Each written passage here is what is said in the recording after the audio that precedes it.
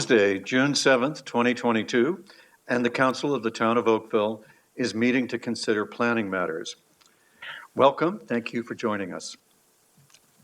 Council, are there any declarations of pecuniary interest on this evening's agenda? Madam Clerk, no declarations of pecuniary interest are visible. It would be in order now for two members to move and second that we resolve into committee of the whole. Councillor Knoll, and thank you, Councillor Longo. Any objection to that motion? There being none, we are now resolved into the more relaxed rules of the committee of the whole, which is our custom for planning matters. Council, we have numerous delegations for one of our public hearing items, which is the 6.2 Midtown. And some members have expressed to me a desire to streamline the meeting somewhat by passing not only the consent items, but any other items for which there are no questions or concerns. And so I have put together the following list for you, which I'll read out, and then we'll find out if anybody would like to pull one of those out, and otherwise, then we'll pass whatever is left. So 4.1, the consent item, North Oakville Driveway Extensions Report for Information. 4.2, the assumption of Sillwell Phase 8, a portion of Taunton Road. And in addition to that, 7.3, the notice of intention to designate the former Palermo Methodist Church parsonage on Old Bronny Road. 7.4, the report on the Burl Oak Drive grade separation. 7.5, the report on the Kerr Street grade separation update. And Your Worship, I'd like to pull that one, please. Okay. So not 7.5. And 7.6, the Schlegel Villages Incorporated request for support of an amended minister's order. And Councillor Elger?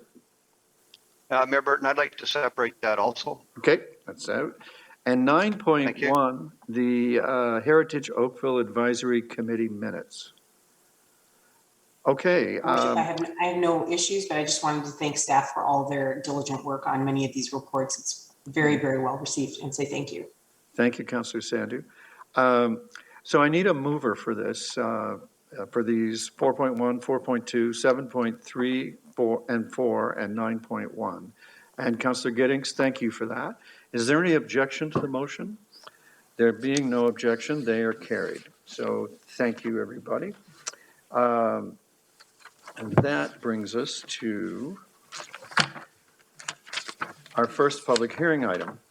And the two public hearing items, this one and the 6.2, the Midtown one, these are not decision hearings. These are identify the issues hearings. So people don't need to, they can save their arguments for when we actually debate the propositions. For now, what we're really looking for is, are there any issues to be added to those issues that staff have already, in the report that's in front of us, identified for further study? So I hope that helps everybody. And we begin both of these public hearings with a presentation. This one, the public meeting report for a draft plan of subdivision for Menke's Lakeshore Woods Incorporated at 193 Nautical Boulevard, will be presented by Paul Barrett, our acting manager of planning. And if anyone is watching the live stream of this meeting on oakville.ca who wishes to speak to this item, please call 905-815-6095 and we will connect you to the meeting and call on you to speak following the registered delegations. We do have one registered delegation already known to us, but the way planning matters work at our council, you don't have to register in advance. We call out to see if we've inspired any comment. Mr. Barrett, you have the Zoom and the floor and our attention. Thank you, Your Worship and members of council. This presentation will summarize the staff report, which introduces this planning application in conjunction with the statutory public meeting. The proposed draft plan of subdivision proposes 37 new lots for detached dwellings fronting a new public road. A virtual public information meeting was hosted by the applicant on January 13th of this year, which was attended by 42 residents. The subject property is located south of Nautical Boulevard between Allison Crescent and Inville Crescent and is 5.56 acres in size. When this area of the town was subdivided and redeveloped, the subject lands were included as a block on a plan of subdivision, which was later acquired by the Halton District School Board in 2013 for a new elementary school. Subsequently, as part of the school board's long-term accommodation plan, a new elementary school in this location was found to no longer be required, and in May of 2019, the subject property was deemed surplus and later acquired by the current owner. This draft plan of subdivision proposes 37 new lots for detached dwellings fronting a new public road. In addition, one servicing block, which is block 38, is proposed to align with the corresponding block on Allison Crescent.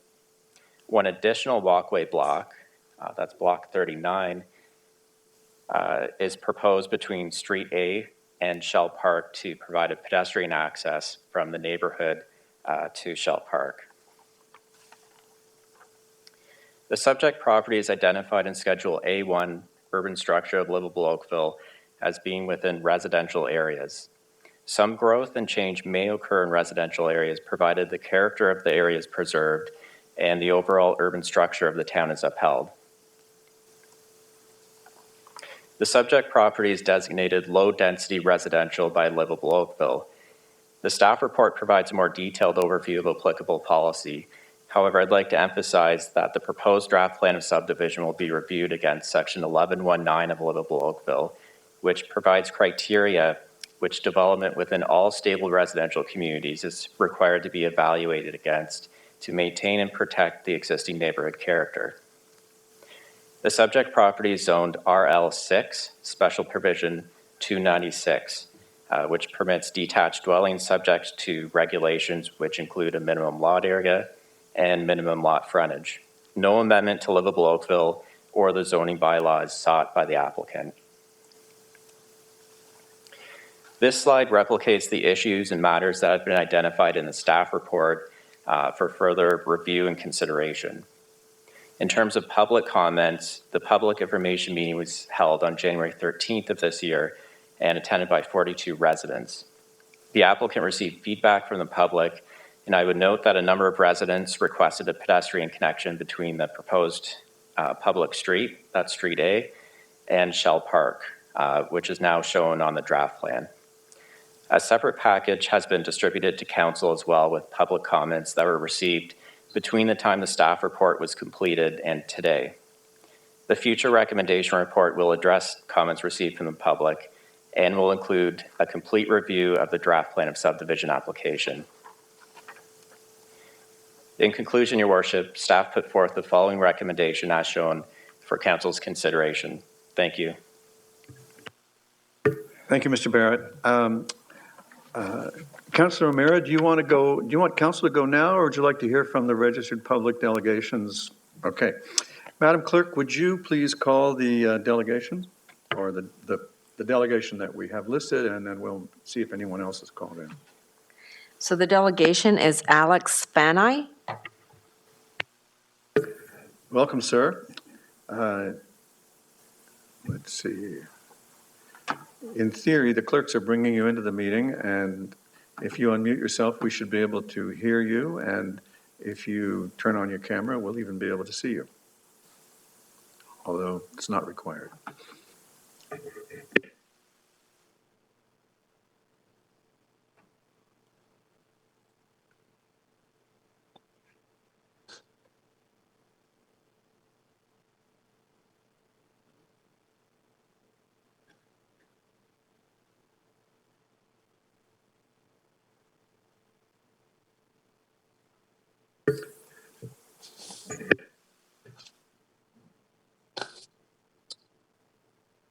Okay, Council, the clerk says that Mr. Fanny doesn't seem to be here. So Councilor O'Meara, it's over to you. Thank you, Your Worship. I'm just wondering if staff could also look at the landscaping plan behind the soccer fields on Shell Park and what will be the future backyards, and ensure that future residents of that are adequately addressed in terms of what will come with wanting tree planting and separation from the soccer back there. So if staff could look at that, that would be most appreciative. Thank you, Councillor. Any other councillors? Well, if Mr. Fenny wants to add further comment, he's welcome to do so in writing, and it's and perhaps he's chosen that route anyway, but we don't have him tonight. So it would now be in order to turn to our planning director and have him add Councillor O'Meara's issue to the issues list, and then we'll look for a motion to receive that information. Thank you, Mr. Mayor. And I did catch Councillor O'Meara's ask that we look at the landscaping plan in Shell Park and review the interface between the rear yards and the town park. I think the councillor and possibly all of the rest of us are hoping to prevent future issues of, I didn't know it was going to be a noisy park, you know, that kind of stuff that we sometimes do hear from people who buy houses without checking. All right, Councillor O'Meara, do you want to move the indicated motion to receive? Thank you.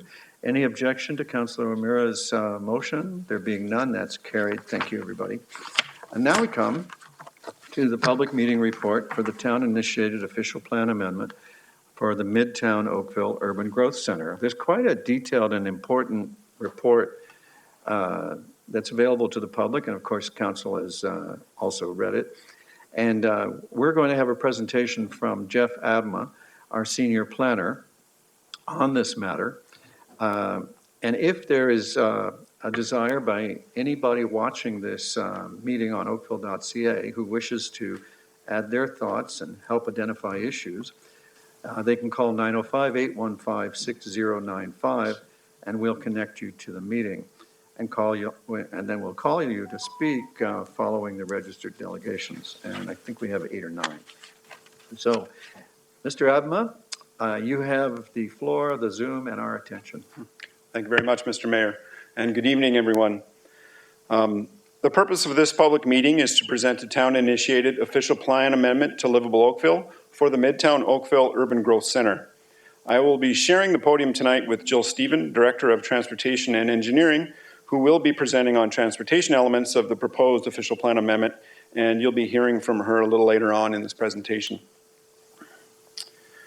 Well, as the mayor has already mentioned, and I'll just reiterate, as this is a public statutory meeting, just want to make it clear that if anyone's watching the live stream and you wish to speak, please call us 905-815-6095, and you will be connected to the meeting, and you will be called upon to speak following the registered delegations.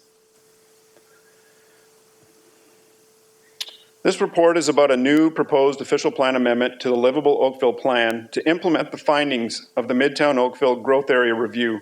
The proposed amendment is intended to update the land use policies and mapping related to Midtown Oakville. And just to be sure that we're all starting on the same page, Midtown Oakville is the area around the Oakville GO station between Cornwall Road and the QEW from 16 Mile Creek to Chartwell Road. As the mayor has already mentioned earlier this evening, I also want to emphasize that there is no decision being made tonight. As we indicate in our staff report, the draft official plan amendment is not final. It continues to be a work in progress. The purpose of tonight's meeting is to present the draft official plan amendment, which represents our current thinking. It is also to continue the discussion we started last year. Once again, we are looking for input on the concepts proposed in the draft official plan amendment. There will be further refinements based on the input we hear from council, stakeholders, and citizens tonight, and through individual meetings that have and will be held with stakeholders and residents in the coming months.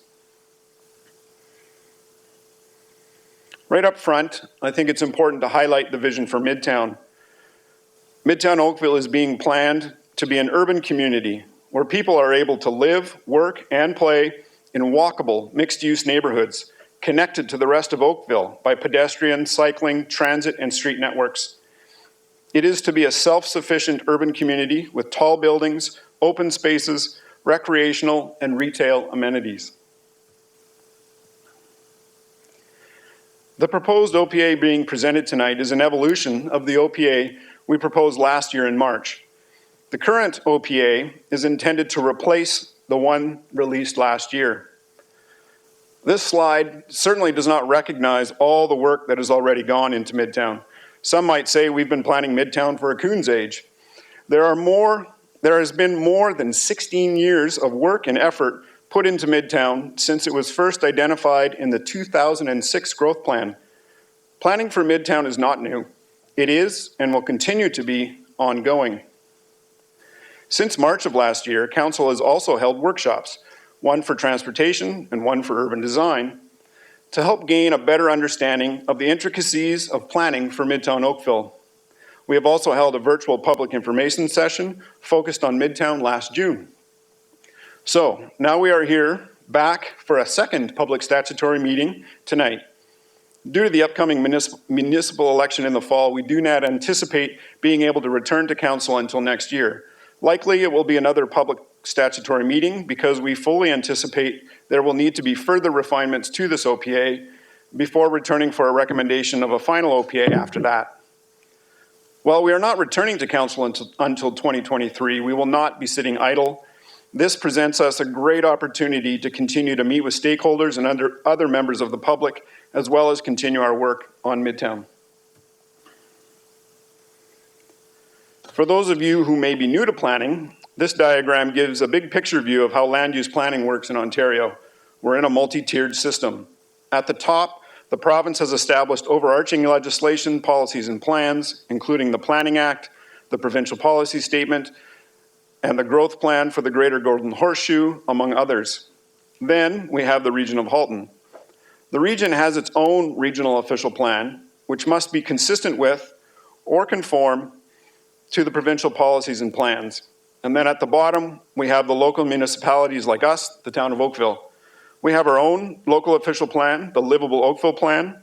Our plan must conform to all of the plans and policies above us. We also have our zoning bylaws, which implement the Livable Oakville Plan.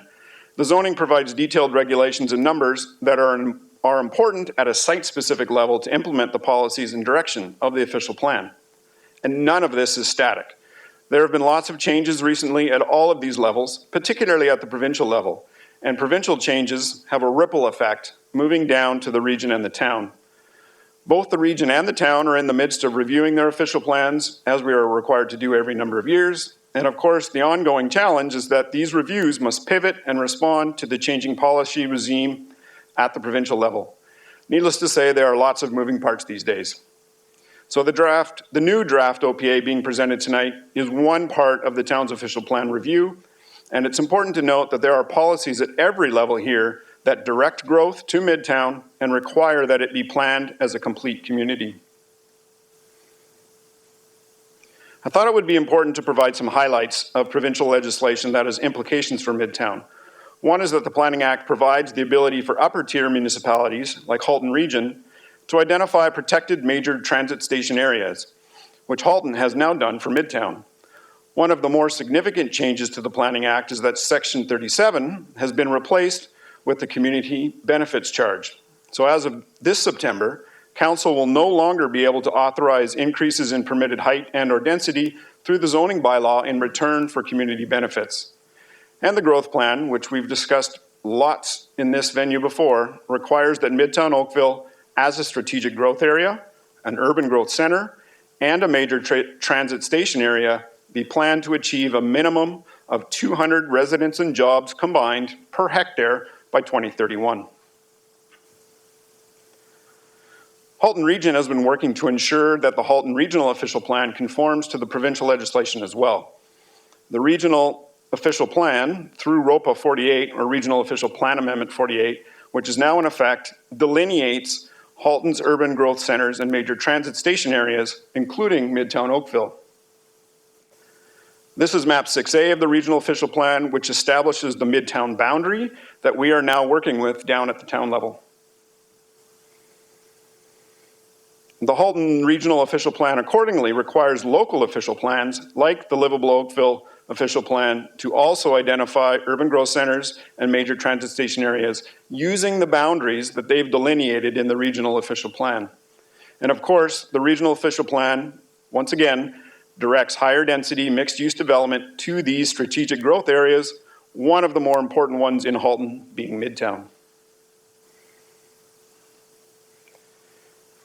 In addition to this, the Regional Official Plan provides considerable direction to the town with respect to how we need to plan for strategic growth areas, urban growth centers, and MTSAs.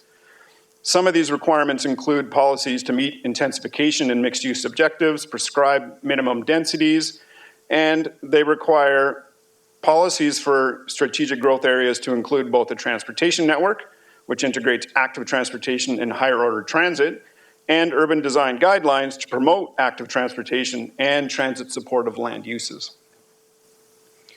And perhaps you've already noticed a similarity to the work we've been doing in Midtown and what the regional OP requires. Moving down to the town level, it's worth emphasizing again the town's urban structure. Oakville is growing and will continue to grow, and Oakville's urban structure is the foundational piece for how the town plans to accommodate the growth that will be coming.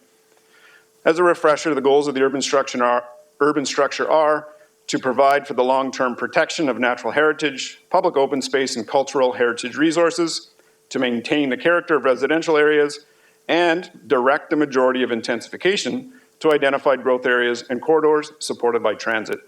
And in this structure, Midtown is the primary growth area that is intended to take a substantial portion of Oakville's intensification moving forward.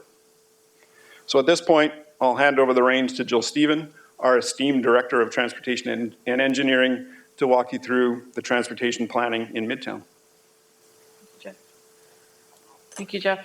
Mayor Burton, members of council. Thank you for the opportunity to provide an update on the transportation planning elements of the draft OPA. I'd like to just start by going through some of the stages that we look at with respect to providing the transportation infrastructure needed to support the Midtown area. Pages 7 and 8 of tonight's staff report list many additional studies that have already been undertaken to support Midtown. These are just some of the highlights with respect to the transportation elements. We've completed the Midtown EA already. Our master transportation plan is complete and will be updated this year. And then as we are looking at the road network, we'll be updating those studies as well. We also have a number of projects that are already in the design stage or are scheduled to begin design within the next few years as part of our 10-year capital forecast. And these then move into the implementation stage, so they could be shown in sort of both categories because they are already programmed within our 10-year forecast, with the North Service Road being the first one to move forward, followed by the West Active Transportation Crossing, the Cross Avenue realignment, and the Royal Windsor Drive interchange. Schedule L3 of the proposed OPA illustrates the planned transportation network for Midtown. I'd like to highlight that it's not only a road-based network, it also includes the active transportation elements, promoting the mobility for everyone within Midtown. The Midtown Transportation and Stormwater Class Environmental Assessment was completed in 2014. Some of the elements of the transportation network required to support Midtown actually go beyond the Midtown boundary and are illustrated with gray dashed lines on this schedule here. These include the west and east active transportation crossings, providing connections north of Midtown, the north-south crossing, and the Royal Windsor Drive interchange. So here we've got the active transportation crossings east and west of Trafalgar Road, as well as connections east-west crossing Trafalgar, the Royal Windsor Drive interchange, and the north-south crossing. The Oakville GO Station is central to mobility planning for access to and from Midtown. The electrification of the Lakeshore West line will bring with it all-day, two-way, 15-minute GO service. The Royal Windsor Drive interchange improvements and a grade separation at Chartwell Road are key for access into Midtown. reducing the dependence on the Trafalgar Road intersections. As such, staff have been working with both Metrolinx and the Ministry of Transportation on the infrastructure required to support the provincially designated urban growth center.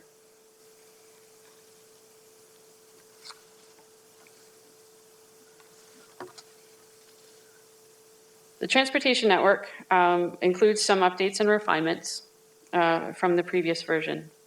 The Midtown EA included an extension of Cross Avenue to the east of Trafalgar that included a large curve at Davis Road, and we've now straightened that out in this figure. So we've got Davis Road and the connection from from the Trafalgar Road interchange, and then Cross Avenue connecting through to Station Road on a straighter line. This reduces some of the land property impacts that were shown on previous versions. We have the north-south connection, as I've mentioned before, which connects up to White Oaks Boulevard. We have identified on this an alternative location to be reviewed for a grade separation if the Chartwell grade separation is not feasible. In previous consultation that we had also heard from the public the desire for additional active transportation crossings. So this also provides for an additional crossing across the tracks east of Trafalgar Road. And if the grade separation does stay at Chartwell Road, we would still look at that additional active transportation crossing. So just again, that's where the Chartwell grade separation is. And that's the location that we are looking at potentially for that connection. Also, just like to mention that we're looking at an alternative alignment to Lyons Lane. Lyons Lane, we've talked about through some of the previous development applications in that area, and looking to straighten that out and take it away from the top of Bank.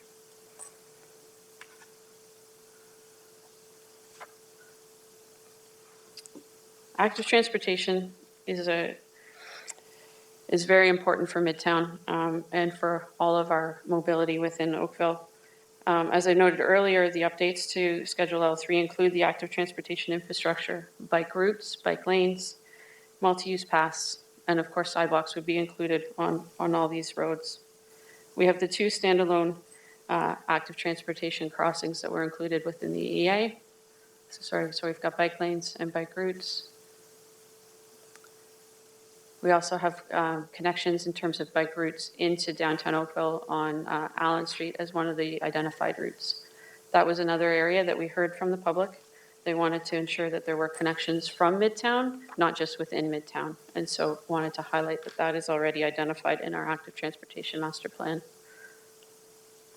Cornwall Road is also identified for those connections from Midtown and to Midtown.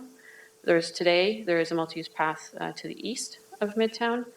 Right now there's a sidewalk in this area, and it's to be replaced with a multi-use trail, so providing for both pedestrian and cyclist access across this area.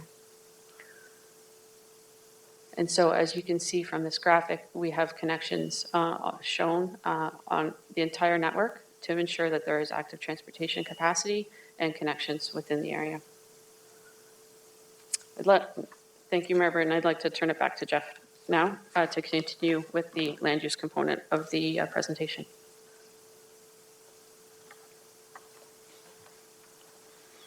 Thank you. Excuse me. Thank you, Jill.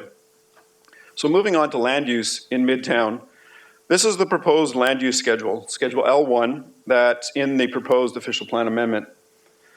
The best way to explain the proposed changes are probably to compare to the existing in effect land use schedule, which you can now see at the top. So what we've done is extend the urban core designation shown in the darker purple, essentially extending residential permissions to the east side of Trafalgar Road now too. We've left a small portion on the east side of Midtown as office employment.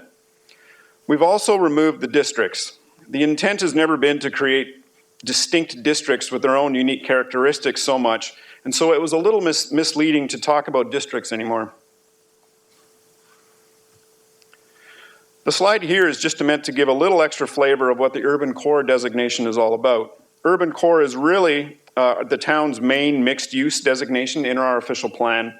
It's intended for tall buildings that accommodate a mixture of uses, including ground floor retail, a mixture of office uses, community uses, including libraries and community centers, for example, in addition to residential housing. Overall, we're moving to a mixed-use style of development for both residential and employment. We're acknowledging a recent shift in the office employment market towards providing office space within walkable mixed-use and attractive communities. And I think Liberty Village is a well-known example of this. The office employment area on the east side is intended to still accommodate high-density office uses that will complement the area. And as you can see, the images are fairly similar to the ones shown for urban core. One of the reasons that we've left an employment-only designation on the east side of Midtown is the nearby rail shunting yard that is not too far east of Midtown. And this rail facility requires a 300-meter setback between it and residential uses. This office employment designation helps to maintain this setback. Something new that we've done on the land use schedule for this official plan amendment is to identify a connected system of public parks and open space. Parks and open spaces are extremely important for Midtown, as I'm sure we're all aware, and so it's important that we identify this system directly on the land use schedule. As we've been discussing for Midtown over the last year and a bit, designing the public realm and what happens at ground level is vital to making Midtown a vibrant community. Which is why we've also included a public realm schedule in the official plan amendment. In case you're not familiar with the term public realm refers to the spaces in between the buildings in Midtown Oakville where the public has unrestricted access, such as streets, sidewalks, urban squares, parks, and other open space accessible by the general public. Schedule 4 is this public realm schedule, and it further breaks down the open spaces shown on Schedule L1 into various components. It's important to understand that these spaces won't be the typical parks and open spaces we otherwise see in Oakville. They are intended to be more urban style than we currently have in many locations. And I'll just quickly walk through these different components. First of all, we have promenades. And these are essentially extensions of the public right-of-way along Midtown's main streets, being Cross Avenue and Davis Road.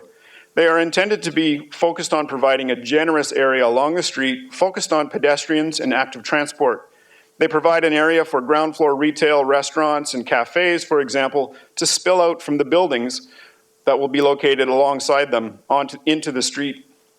They are intended to become focal points and destinations for the neighborhoods on either side of Trafalgar Road in Midtown.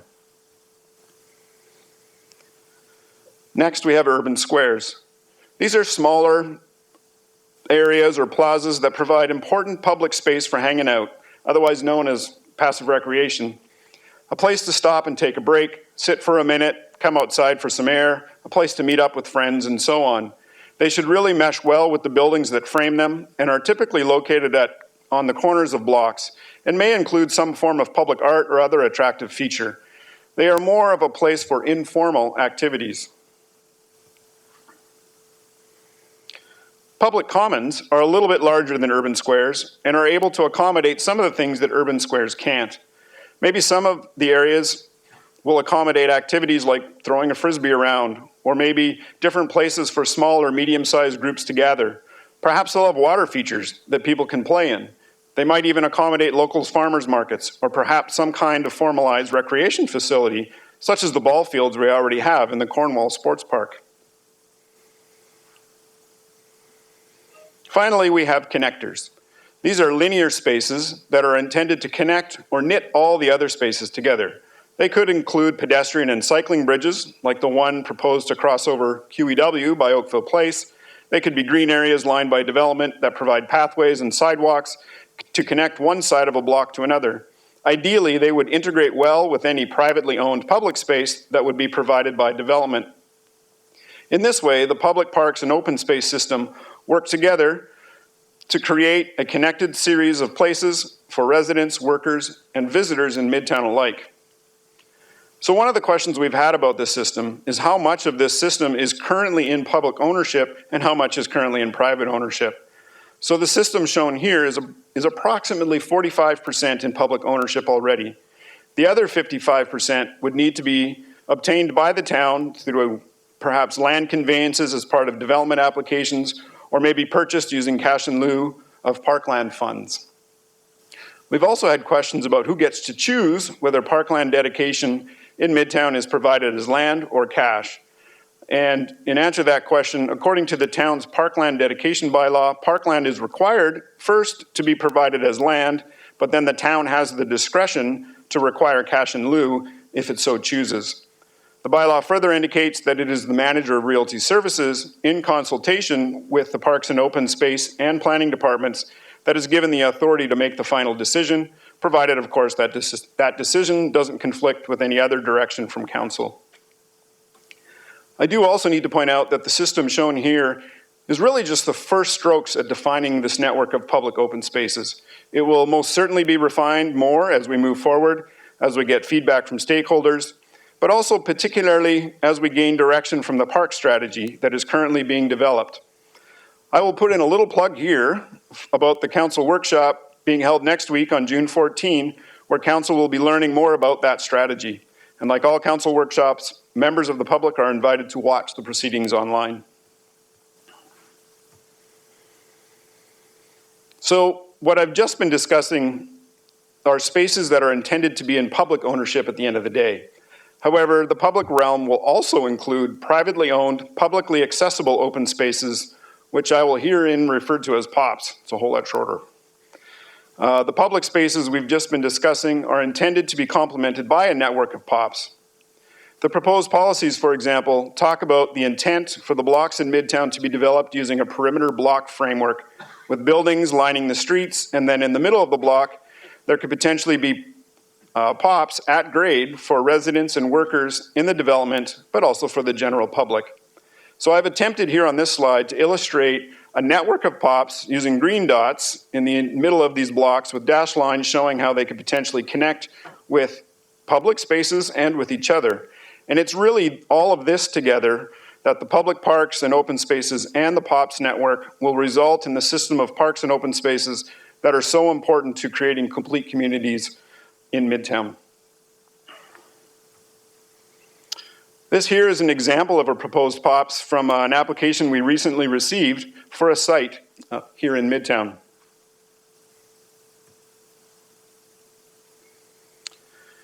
So one of the big changes in this official plan amendment is that we have moved from using building heights to describe the overall amount of development permitted on a site to floor space index. But before we get into why we've done that, let me describe exactly what floor space index is for those of you who might not be as familiar with this concept. Floor space index is really a ratio that compares the gross floor area of all buildings on a lot to the area of the lot. So let me repeat that. Floor space index, which can also be known as floor area ratio, means the gross floor area of all buildings on a lot divided by the lot area. So the images shown here all show an FSI of 1, meaning that the gross floor area of the building or buildings on a lot are equal to the lot area. The gross floor area of all the buildings shown in this image are the same. An FSI of 2, for example, would mean that the floor area is twice as much as the lot area. What's different in each of these examples, however, is how that floor area is configured. It could be a single story built property line to property line, as we see in example A, or it could be a 2-story building with a footprint that takes up only half the lot, as you see in example B. Or it could be a 4-story building with a footprint that takes up 1/4 of the lot, as you can see in example C. In fact, you could even have multiple 2-story buildings on a lot, each taking up 1/4 of the lot. So there are lots more possibilities, all with the same FSI. Well, why is that important? So when you use building heights to describe the maximum amount of development on site, for example, you often see development applications where all buildings reach or are close to this maximum, as illustrated in the top of this image. As we know, landowners typically want to maximize their development potential, And this is why we often see applications with buildings of a similar height when a maximum building height is used to set the upper limit of development potential on a site. The problem is, we don't actually want all buildings in Midtown to have the same height. And this certainly does not make for an attractive skyline. Building height variation is important. And then when we review an application, perhaps represented by the image on top, and we're looking for more building height variation, it becomes a difficult conversation with an applicant. With a max building height in place, the only way to achieve building height variation then is for one or more of the buildings to be reduced in height. However, this also means asking the applicant to reduce the development potential of their site in order to achieve that. And in our experience, applicants are reluctant to drop building heights by more than a story or two because of this. And a story or two, quite frankly, doesn't really make much of a difference to a skyline. So this OPA is proposing to use floor space index to describe an overall amount of floor space that can be permitted on the site, and at the same time, require a minimum height variation between buildings that are close to each other of 25 meters, or about 8 stories. The result is what you may see in the lower part of the slide. Now it's potentially easier to achieve this height variation we're looking for without it meaning a reduction in development potential for an applicant or landowner.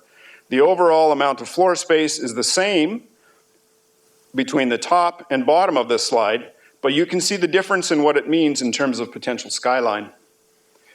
And I hope this helps to explain a little bit about why we're proposing this shift in the OPA. So the next step is now to determine what are the appropriate floor space index ranges in Midtown, and that's what I'll try to walk you through right now. So Midtown Oakville has a gross area of 103 hectares. As discussed earlier, Midtown is required to achieve a minimum of 200 people and jobs combined per hectare for those 103 hectares. So doing the multiplication, we can determine that we need a minimum of 20,600 people and jobs in Midtown. Not all of this gross area, however, can be redeveloped to accommodate people and jobs. And just to help with this illustration, I've added the proposed land use schedule in behind. For starters, we need to remove the railway and hydro corridor. We cannot put housing or employment buildings on this land, so that land is taken away. We also need to remove the public parks and open space network. We don't want to develop residential or employment buildings on those pieces of land. And now let's switch the background to the proposed transportation network schedule. Similarly, we cannot put buildings on our streets and roads. So based on the right-of-way shown on the transportation schedule, let's remove those areas as well. And now we're actually left with the parcels that can potentially be redeveloped. The estimate for the area of these net development parcels is about 43 hectares, or about 40% of the total gross area of Midtown. However, we still need to accommodate that minimum 20,600 people and jobs on these lands. It's just that we have to fit them on only about 43 hectares of area instead of 103. And in order to do this, you would effectively need a minimum of about 480 peoples and jobs per net hectare to meet the minimum requirements of the growth plan for Midtown Oakville. Now, I'm really not trying to confuse everyone with numbers, but I'm trying to hopefully explain why we need the densities we do in Midtown in order to achieve even the minimum of what the growth plan requires. So the result of this exercise is reflected by the lower end of the density ranges shown on Schedule L2. So we have 4 FSI north of the tracks, 2.5 minimum FSI south of the tracks, and 1.5 on the east edge of Midtown. And I've heard it asked as to whether it would be enough to simply set the minimum and leave it at that. Or maybe even set this as the maximum permitted for Midtown. The answer to both of these questions is no. We actually need to allow more than the minimum. And in fact, the Planning Act specifically encourages municipalities to provide more than the minimum. But let me try to flesh out a little bit more the reasons why we need to allow more than just the minimum. First of all, not all parcels that are shown in red here are going to redevelop in the short term, and maybe even in the long term. And why is this important? Well, the growth plan does more than just direct municipalities to plan for X amount of growth. It also indicates a timing of when we should be planning to achieve that minimum density. The growth plan says we need to plan to accommodate the minimum by 2031, so 10 years from now. Halton Region's integrated growth management work suggests that we could achieve this minimum sometime between 2041 and 2051. So at the minimum FSI, we'd need every single one of these red parcels, so everything in red here, to redevelop by 2031 in order to just meet the minimum target. I don't believe it's realistic to believe that all of these parcels will redevelop in the next 10 years. I mean, think about Metrolinx. Based on our discussions with them, they are not looking to redevelop their parking lots anytime soon. Parking is still an important part of their business model, and a number of these red parcels are located on their land. We also have a number of successful businesses in Midtown, and some prominent ones being like Home Depot, Oakland Ford, the PwC building, and others that are not looking to redevelop at this time. Should they redevelop, it would most likely be a long time from now. So for that reason alone, we need to allow parcels that are ready to develop now and in the short term to develop with more than the minimum in order to achieve the minimum required by the growth plan on a subset of these parcels without needing every single parcel shown here to redevelop. I think it's really important to remember that this is a forever plan for Midtown as we talk about it amongst ourselves. We really have no time horizon for its build out. We're looking to 2041, 2051, and beyond, with an emphasis on and beyond. For perspective, a number of us staff are of a similar age, and we talk about how we will be 77 years old in 2051. And growth in Midtown will not happen overnight. It will be incremental over time. I think there will always be development happening in Midtown. Like many cities and communities, they continue to evolve and change over time, and there's no reason to think that Midtown would be any different. So understanding why we need to allow for more than the minimum now, the question then becomes, how much more? Understanding the idea that we are truly planning for forever in some ways, because anything that develops here is going to be here for a long time. So there are other areas in the GTA that have not put a maximum limit on development, and essentially let the market determine what's appropriate. And I've heard the question that since we are directing a substantial amount of our future growth to our urban growth center, why would we limit it? I think there are a couple reasons why it is helpful to establish a maximum. It certainly assists in infrastructure planning. Setting a maximum is helpful in determining what type of capacity overall you would need for water and wastewater servicing, both for pipes, but also for treatment plants, for example. And it's definitely helpful when dealing with transportation planning as well. From a land use planning perspective, setting a maximum also provides a planning tool to potentially incentivize elements in Midtown that we might not otherwise achieve in the absence of these policies. And I'll get to how this works in just a minute.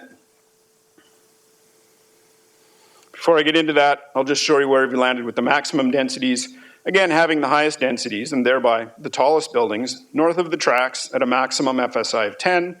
South of the tracks, we step down to a maximum of FSI of 6 in close proximity to the GO station, and then an FSI of 4 as we move out east and west from there. So of course, we also get the question about what a theoretical maximum number of people in jobs would potentially be if every parcel redeveloped to its maximum potential. Again, I need to stress that full build-out is not something we believe would ever be achieved until decades from now, and I would believe certainly well beyond my lifetime. It's going to take a long time to potentially get to that point.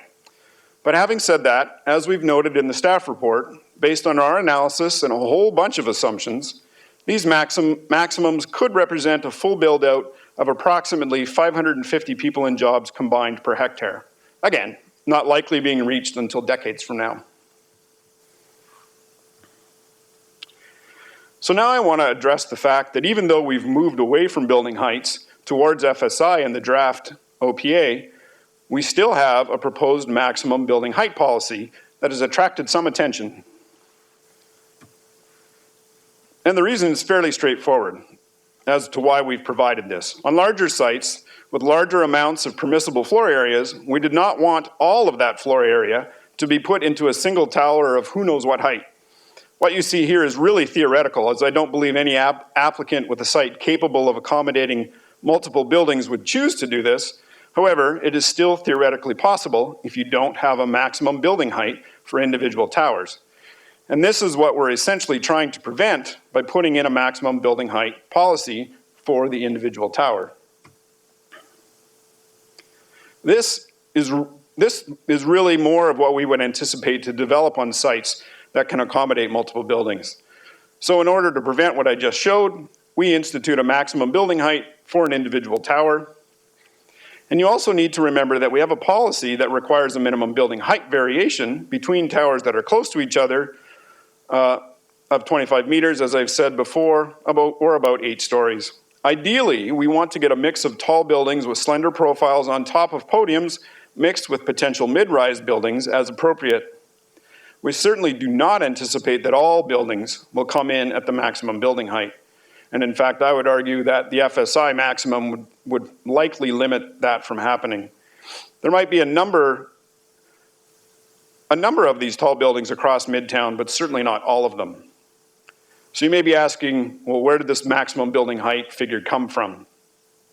So there are lots of sites in Midtown that will accommodate multiple buildings, but there are also some of a size that only have enough space to accommodate one tall building. So we didn't want to set the maximum too low. The maximum building height needs to be high enough to allow a building meeting all of our urban design directions to reach the maximum FSI. In our estimating, this was about 60 to 65 stories. In order to come up with the actual metric proposed in the OPA, we took advantage of a height calculator provided online by the Council on Tall Buildings and Urban Habitat, which is a nonprofit organization interested in the future of cities worldwide. So this calculator compares the building heights of existing tall buildings that are in their database and provides an estimate of height in meters based on the number of stories that you enter into the calculator. So we entered 65 stories for a mixed-use office and residential building, and the resulting metric based on 394 other existing buildings of the same use, buildings that have actually been constructed, and came up with a metric of 255 meters, which is the figure that is proposed in the official plan amendment. This is a recent example of an application we've received in Midtown, with the tallest building proposed here at 58 stories, and I think the FSI for this proposal is very close to 10 FSI. So let's say that in the review of this proposal, staff determined that there should be a little bit more variation in height between the buildings. The height limit, which is about 65 stories, still allows perhaps the tallest tower to grow a little higher and allow the lower tower to drop and still maintain the proposed 10 FSI. So now let me get back to where I was mentioning that using FSI and having a maximum FSI can be a useful planning tool. So the future road network, with all of its active transportation facilities and transit, and the connected system of public parks and open spaces are very important to Midtown, and obtaining land for those networks is paramount. Let's face it, landowners are reluctant, however, to simply convey land to the town because really it represents a loss of development potential when they do so. So what we've attempted to do is create a way for landowners to retain that development potential when they do provide land to the town for public parks or future local roads. And it's pretty straightforward, actually. We've proposed policies that would allow the development potential of land provided for public parks and future local roads to be retained on the remaining developable parcel. So let's start with a simple graphic I used to explain FSI earlier. And then let's say that the parcel started out much larger, and it had lands identified for a future park and a future local road on it. The proposed policies would allow the development potential of the green and purple areas to be transferred to the remaining parcel when they are provided to the town. I will note that the proposed OPA speaks only to future local roads in this policy, but staff are looking into whether this policy makes sense to be extended to all roads. So land provided to the town for any future road in Midtown could take advantage of this policy. Another way that FSI can be used as a planning tool is to offer FSI exemptions for the things in Midtown we really need but might not necessarily get if we let them happen on their own. So the draft OPA offers exemptions for the net floor area of affordable units, the net floor area of public educational facilities provided within a residential mixed-use building, half of the net floor area of 3-bedroom units, specifically designed to accommodate households with children, and located in a building specifically designed to accommodate households with children. The net leasable floor area of office space provided above the ground floor within a residential mixed-use building, and the floor area of bicycle parking and common amenities specifically dedicated for the care and storage of bicycles.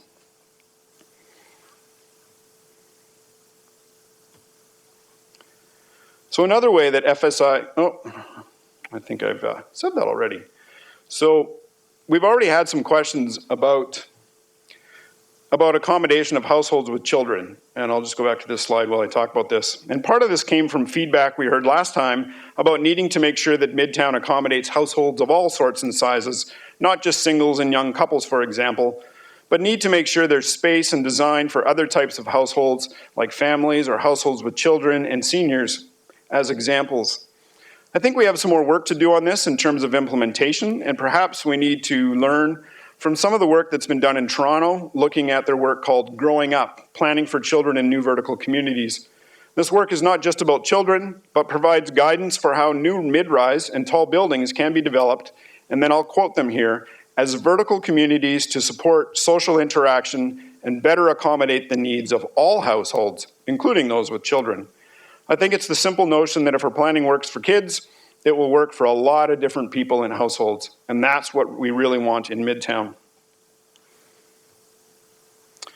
And since the draft OPA was released, we've had a number of conversations about this list where we've been asked if there are more things that we could provide FSI exemptions for.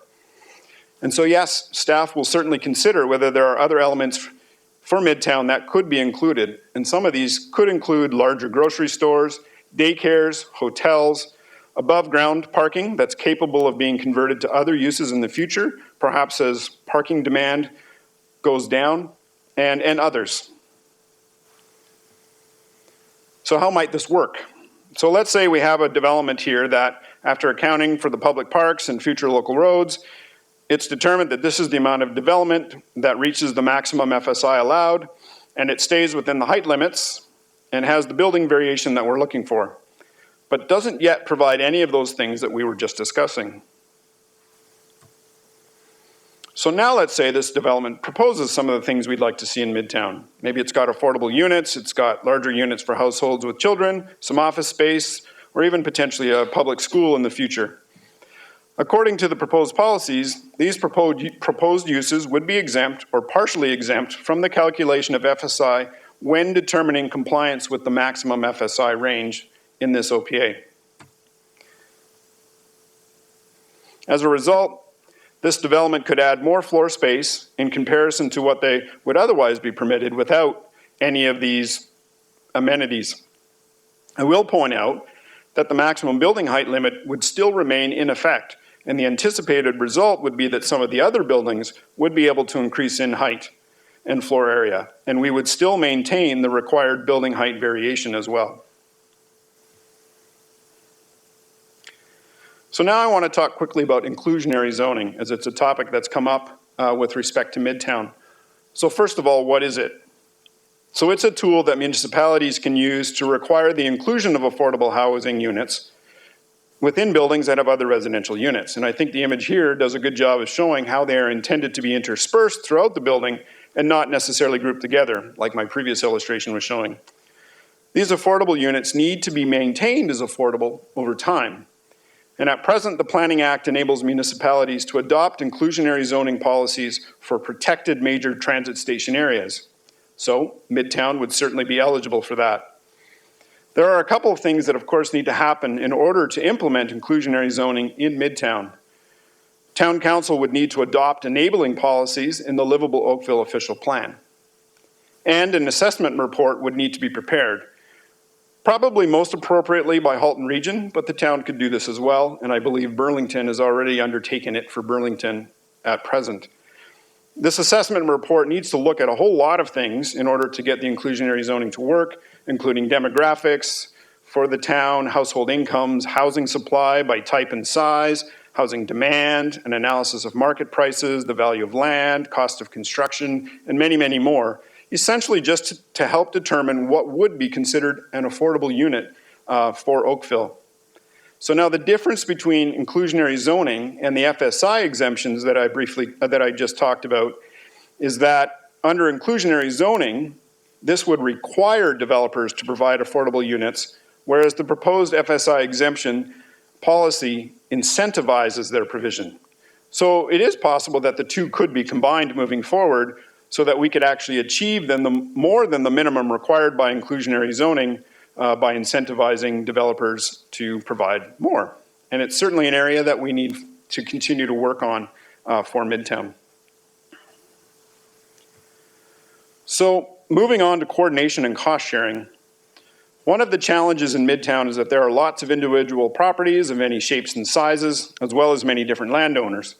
Part of what staff have been grappling with is how to ensure coordination between these landowners and an equitable cost sharing among them.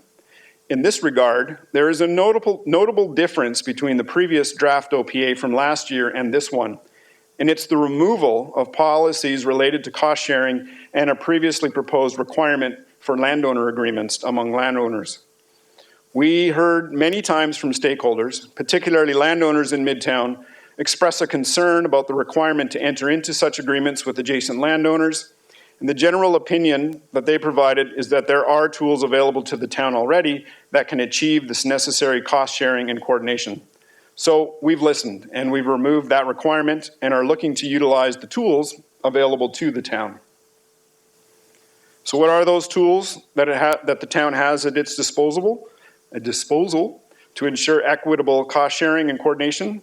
Well, this toolbox includes development charges, community benefit charge, parkland dedication, local service policy, which typically are local services provided as a condition of subdivision or consent, which some parcels in Midtown may not actually require subdivision. We're also thinking that perhaps an area-specific development charge may be needed for Midtown. The majority of infrastructure costs required for Midtown will be funded through development charges. The town and the region will be undertaking service area master plans over the coming years, which will be used to determine the appropriate development charges that the town and region will collect to provide the infrastructure needed in Midtown. And then the outcomes of these new master plans will be reflected in the next update to the development charge background study, which is anticipated to be in 2024-2025. And we've also included a policy in the draft OPA that allows the town to ask for an area design plan as part of development applications. Ideally, these plans would be prepared in cooperation with adjacent landowners, although we understand that this may not always be possible or feasible. And in this case, those plans would simply need to be a way for an applicant to demonstrate that what they are proposing on their land would not prevent an adjacent landowner from developing their property in line with Midtown policies. Okay, so now implementation. I think there may be a sense that this town-initiated OPA is basically going to solve everything in Midtown and fully unlock Midtown all on its own. And I think we need to acknowledge right now that this is a myth. Implementing Midtown needs to be a coordinated effort on the part of many partners, including the town, Halton Region, various provincial partners such as Metrolinx, MTO, the Ministry of Municipal Affairs and Housing, Hydro One, and last but certainly not least, all of our landowners in Midtown are very important partners in this, and we all need to be moving forward together in order to make Midtown what we envision it to be. And so, while the OPA won't solve everything, it certainly is an important first step. But then, there's more to do in order to implement Midtown, and here's just a sampling. We're going to need specific thinking with respect to parkland, transportation, the public realm, working with Metrolinx to extend the rail platform across Trafalgar Road, for example, district energy, geothermal, heating and cooling, how to get the land we need for parks and roads, and so on and so forth. Servicing specifically in Midtown is crucial. And the town needs to continue working with Halton Region specifically to hammer out how we're going to get the servicing in place for the developments that want to move forward. We can't service all of Midtown at once, so we need to figure out how best to phase it so that we can start with pieces now that further unlock the ability to service other parts of Midtown. And the solution can no longer be to simply apply holding provisions to development approvals. We need to figure out how to allow these developments to actually happen. And it's important to note in this regard that we are already working with the region to start to figure these things out, or continue to figure these things out, I should say. So let me just sum up by saying that implementation is key, and we need to move from policy into action. It's important, but it's important to understand that Midtown Oakville is unique from the typical form of development we've seen in Oakville to date, and it's going to require a different way of delivering the pieces needed to build Midtown as envisioned. And that's the challenge we've been grappling with and will continue to grapple with. Just coming back to this slide, I just want to reiterate that between now and 2023, we will be undertaking more public consultation, more landowner meetings, and more technical review and analysis. And that will all lead to further refinements to the proposed official plan amendment, which we intend to bring back to council in early 2023.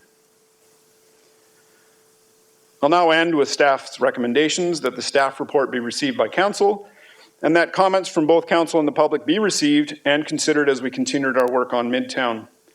Thank you for allowing me all the time it took to cover all of this information, and this finally concludes my presentation. There are a number of staff with me willing to answer questions at the appropriate time. Thank you. Thank you very much for a very good report and a very interesting and it looks like good direction, but as you stressed, and I heard loud and clear, still a work in progress. Councillor Adams, before I turn to you, we have a number, I think 8 listed delegations. Do you want to hear them before you go as council, or would you like, okay. Then, Madam Clerk, would you please begin calling the delegations? So the first delegation is Rick Snidel on behalf of We Love Oakville. Mr. Snidel, welcome. Council looks forward to your information. Thank you.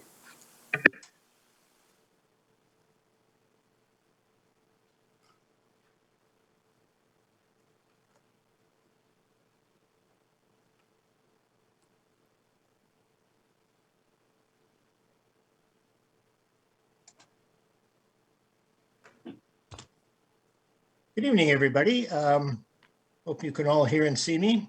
If not, everyone's smiling, that's good. I'm Rick Snidel, and I'm representing We Love Oakville tonight. For those of you who don't know, We Love Oakville is a consortium of resident associations in our town, and our purpose is to support the individual RAs and represent them on issues which affect all of Oakville. We look at Midtown development as one of the largest projects in the history of Oakville, and we believe its success is critical to the future of our entire community as a great place for people to live. Now, 2 members of We Love Oakville are delegating today, being Trafalgar Chartwell Residents Association and Chartwell Maple Grove Residents Association, as the Midtown area spans the northern territories of both of their organizations.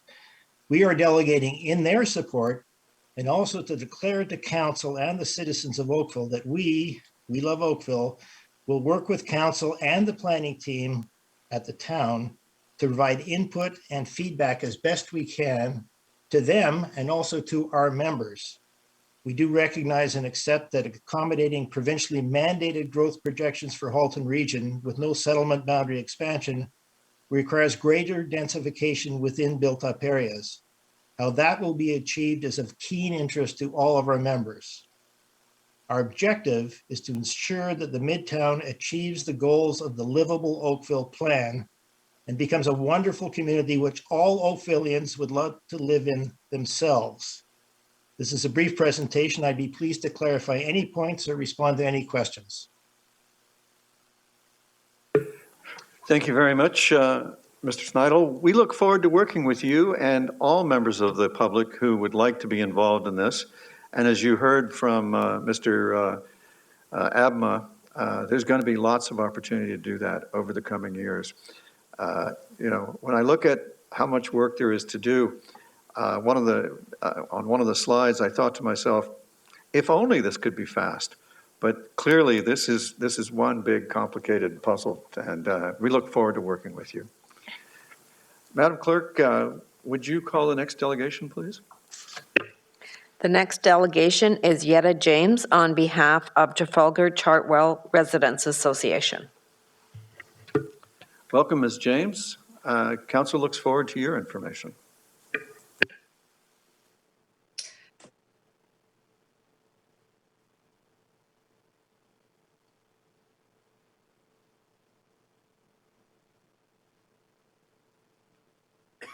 Good evening. Can you hear me? Very well, thank you. We can. Oh, good. Thank you. Mayor Burton, councilors, and town staff, my name is Yetta James, and I'm delegating on behalf of the Trafalgar Chartwell Residents Association to provide our reaction and input on the draft proposed Midtown Oakville official plan amendment. We are encouraged and pleased to see the goals expressed, and I quote, "A complete community where people are able to work and play in walkable, mixed-use neighborhoods connected to the rest of Oakville by pedestrians, cycling, transit, and street network."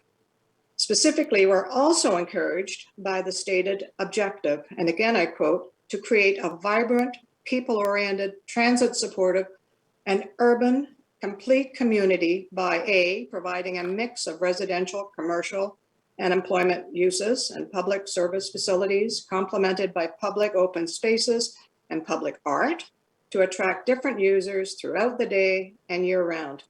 B, ensuring a high standard of urban design and architectural quality for development and the public realm that complements and contributes to the vitality of both Midtown Oakville and the town." Let me repeat, the TCRA executives are very pleased to see that these goals and objectives in the Midtown Oakville official plan amendment. However, we feel strongly that these goals and objectives are incompatible with a maximum building height of 255 meters, despite Mr. Abna's explanation of the floor space index. The proposed maximum height of 255 meters equates to potentially as much as 75 to 80 stories.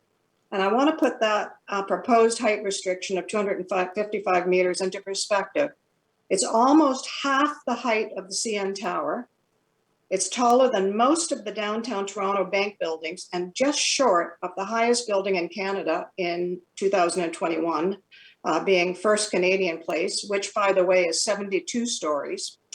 It's 30% taller than Mississauga's Marilyn Monroe Towers, and it's 3 times taller than the Oak and Company condos, the tallest buildings in Oakville right now. The proposed Midtown maximum height restriction is untenable. It is totally incompatible with the goals and objectives of the proposed Midtown Oakville official plan amendment.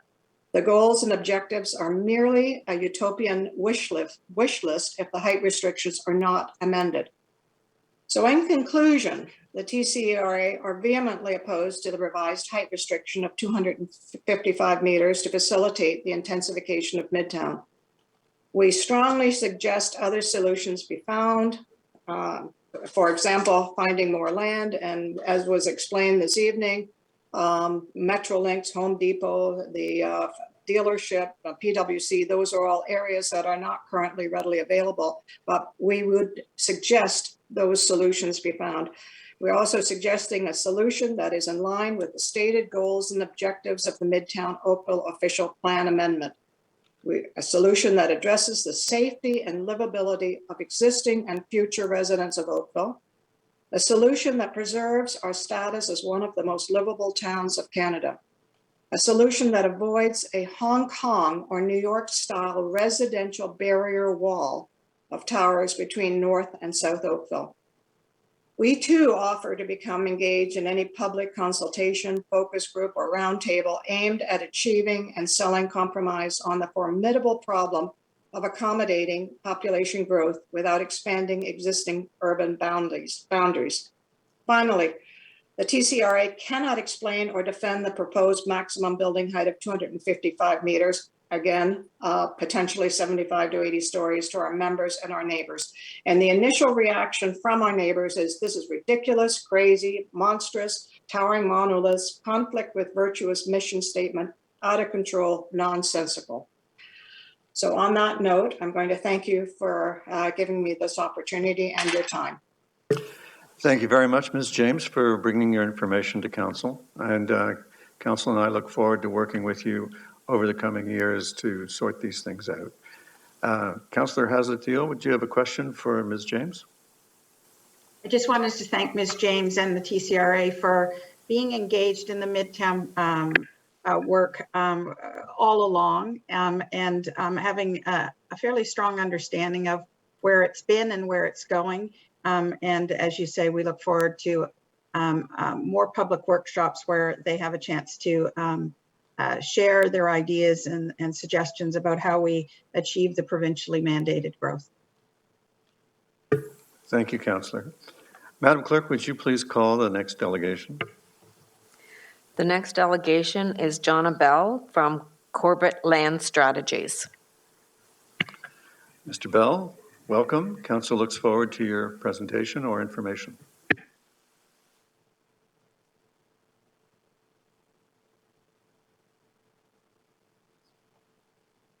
Hello. Good evening, Your Worship.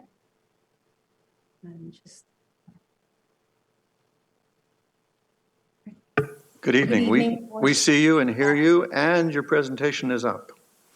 All right. Members of the council, town staff, and members of the public, my name is Jonah Bell, Senior Associate Development Planner from Corbett Land Strategies. We are a land use planning firm located in Burlington. I am here tonight to represent our client who owns the lands located at 349 Davis Road. For tonight's delegation, I would like to present our comments on the draft Midtown Oakville Growth OPA dated May 12, 2022, specifically relating to the road realignment of QEW off-ramp that will connect to new road realignment of Davis Road and the new road adjustment of South Service Road. Furthermore, I would like to convey our request for a road realignment that will prevent undermining the development potential of 349 Davis Road and our proposed land use designations. And lastly, I would like to take this opportunity to briefly introduce our proposed mixed use development. Next slide, please. And the next slide. So our client owns the lands legally described as part of Lot 12, Concession 3, south of Dundas Street, municipally known as 349 Davis Road. The property is located south of Queen Elizabeth Way and east of Trafalgar Road. The lands are occupied by an existing one-story brick building operated by Powell Insurance Brokers. The lands have a total site area of 0.42 hectares and a frontage of approximately 54 meters onto Davis Road. Next slide. As shown on this slide, the property is identified in the red borderline. The new road configuration will create undevelopable parcels proposed to be designated as urban core and parks and open space. We understand that the motivation for road realignment is to improve urban mobility in Midtown Oakville and to provide a direct connection from west of QEW through an off-ramp to the east side of Midtown Oakville. However, the proposed road realignment results in a land fragmentation and ultimately eliminates development potential in line with the planning objective for this MTSA. The proposed road extension does not leverage density, which leads to an important question. Will the cost of the road extension leverage the road network efficiency and increase development potential in the MTSA? Another issue that we have is the Parkland designation on our property. As shown, the designations proposed on the subject lands are urban core and parks and open space. In reviewing the schedules, because of the preferred road network, it has resulted into land fragmentation with assigned designation unsuitable for an urban core land use designation. It is our opinion that 349 Davis Road should be designated as entirely urban core designation and the parcels to the west be designated as parks and open space. Designations of parks and open spaces into the Midtown Oakville alone will not guarantee active and passive recreation uses. Instead, appropriate and complementary uses such as proposed mixed-use development, which encourages intensification and pedestrian activities in an urban setting, will be more fulfilling to achieving the goals as stated in the draft Midtown Oakville OP, which leads me to my request. Next slide, please. Our request is for the elimination of the QE off-ramp underpass connection to South Service Road and retain existing configuration of South Service Road and Davis Road. So this preferred road realignment will allow for the development of the mixed-use building, which will assist the town of Oakville to meet its intensification target. The proposed location of the park maintains the target of the town of Oakville. The proposed park will directly provide services to the future residents of the area. I would like to express our interest and request for an opportunity to continue to work with staff towards a solution which will establish the optimal road network for the Midtown Oakville Growth Center. Next slide. The comments provided in this presentation leads me directly to our proposed mixed-use development, which will comprise of a 20-story mixed-use building, which consists of 6 units of commercial, 10 units of office, and 97 units of residential apartment. It will have 2 levels of underground parking, 3 levels of above ground parking, and surface parking located at the back of the building. The proposed development is specifically designed to be in keeping with a draft OPA. The proposed development aims to provide for a building that is aesthetically pleasing and contributes to the overall public realm experience. The proposed units will be a mix of 1 to 3 bedroom units conducive for households of all types of incomes and sizes. The overall development will assist the town of Oakville to achieve its density and intensification target, as the proposed development will have a population yield of approximately 154 residents and an employment yield of approximately 79 employees. Furthermore, allowing the proposed mixed-use development will contribute to an urbanized main street, such as the proposed retail commercial fronting Davis Road will create an active frontage, which will encourage pedestrian activities. The proposed commercial uses will be designed to complement its streetscapes to enhance the public realm.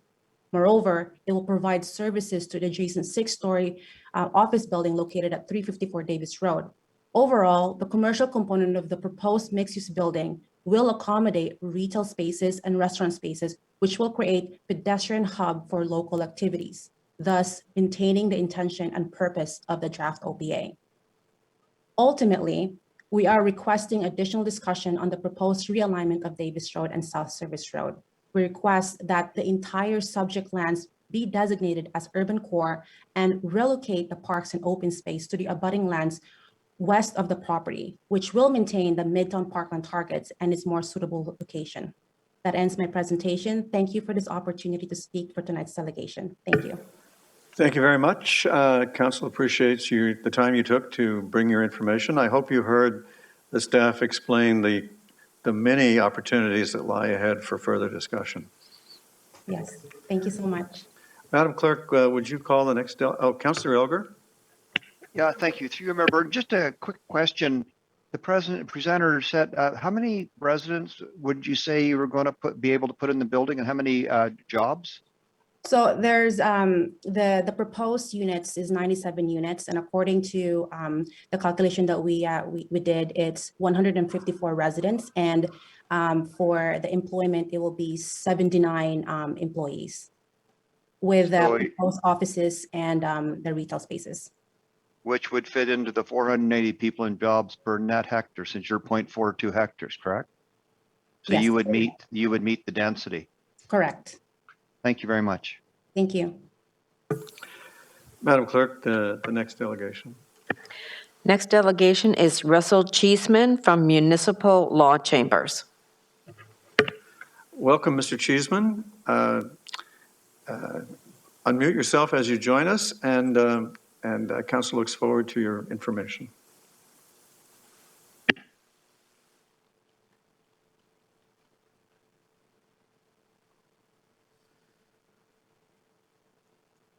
Good evening, Your Worship and members of council.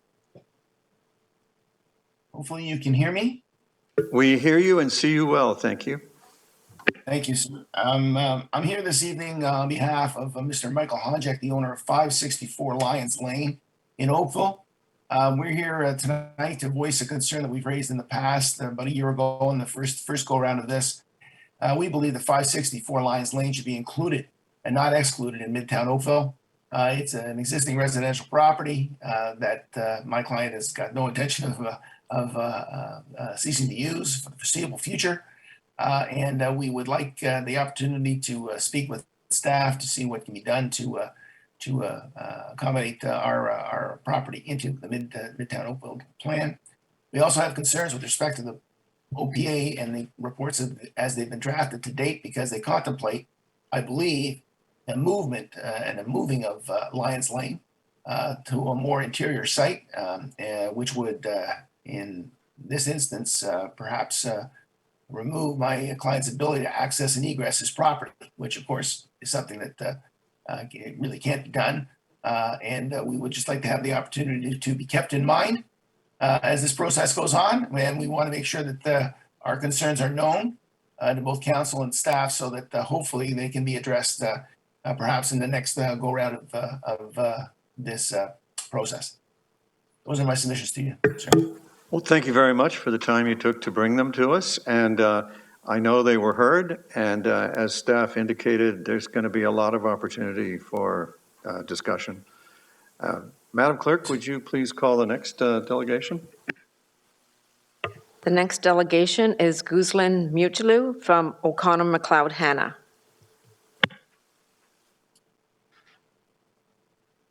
Hi everyone. I'm not sure if I can get my video working. Okay, there you see. Well, the good news is your audio is working, so we're halfway there. And as I said, video is not required. But we do see you now. Welcome. Thank you. Good evening, Your Worship, members of council and members of the public. I am here today to represent our client, 526874 Ontario Limited, operating as Carpet Warehouse. And pursuant to subsection 1724 of the Planning Act, the following are our oral submissions to Town Council on behalf of Carpet Warehouse, and that's regarding the OPA that we are discussing. Having reviewed the draft OPA and its schedules, Carpet Warehouse is concerned about the impact of the proposed transportation network next to its properties located at 238 Cross Avenue and 222 Cross Avenue, the subject properties. Schedule L3 of the draft OPA proposes a future 22-meter local road and a future signed route that will run through the subject properties.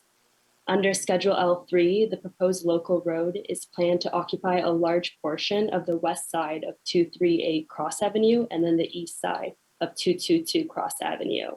Carpet Warehouse is also concerned whether the land use designations of the subject properties and surrounding areas will affect the long-term viability of the current land use. For example, Section 20.4.4 of the draft OPA states as follows. On lands designated urban core adjacent to lands designated utility, transit supportive uses and facilities may also be permitted, including bus terminals, passenger pickup and drop-off areas. And as shown in Schedule L1 of the draft OPA, the subject properties and neighboring properties are designated as urban core and are adjacent to lands designated as utility, which means that transit supportive uses and facilities such as bus terminals would be permitted in the subject area. It is clear that our client will be negatively impacted by these changes, including a reduction to the size of the subject properties, negative impact to the building located on 238 Cross Avenue where they operate their business from, including the increased noise, traffic, etc., and then the elimination of their parking area on the west side of 238 Cross Avenue. It's likely that our client's business will not be viable if the proposed transportation network and the permitted transit supportive uses in the subject area are implemented. Having operated its business at this location since 1986, our client is concerned about the future of its business if this OPA is passed by Town Council. Accordingly, our client asks that Town Council protect its business by removing or minimizing the negative impact of the proposed transportation network and land-related uses in proximity to the subject properties. Our client asked that Town Council narrow the proposed road widening in the transportation network as reflected in Schedule L3 of the draft OPA to better accommodate existing land uses and take a look at the impact of the amendment on existing industrial and commercial uses. Thank you for your time. Those are my submissions. Thank you very much for your submissions. Madam Clerk, would you please call the next delegation? The next delegation is Ken Minor. Welcome, Mr. Minor. Thank you very much. Can I just check that you can hear me well enough? We hear you very well, thank you. Okay, excellent. Thank you very much.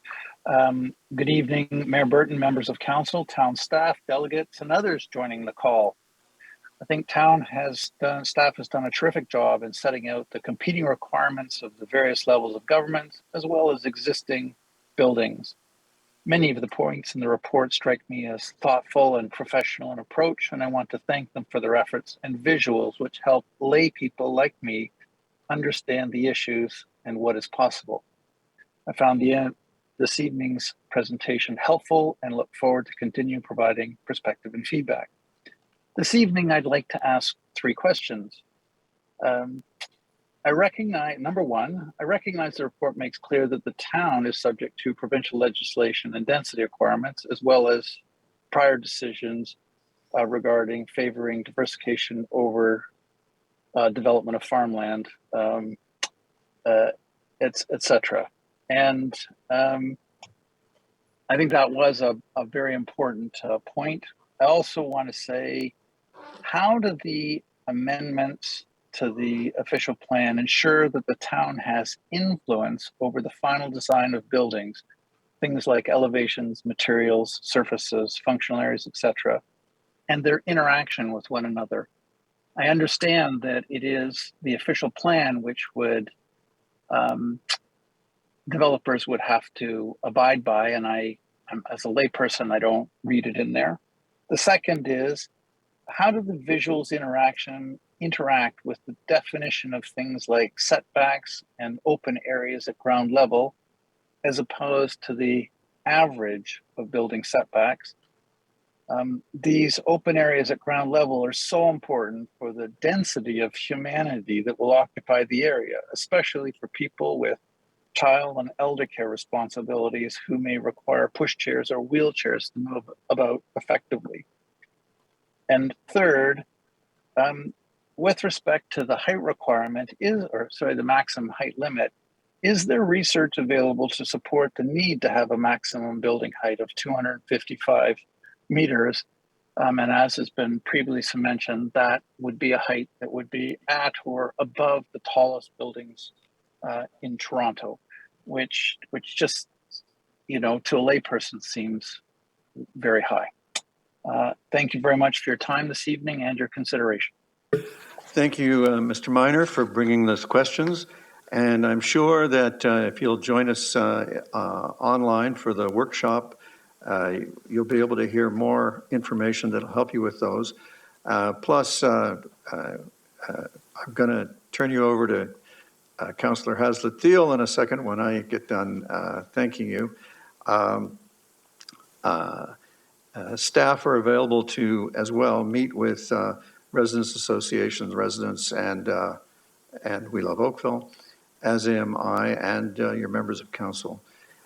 Certainly, some of the questions that you asked, I can tell you, are for later stages of planning decisions, and the town does have tools to deal with those. They're just not part of an official plan amendment. They come later and the lower levels of planning regulations in a finer detail.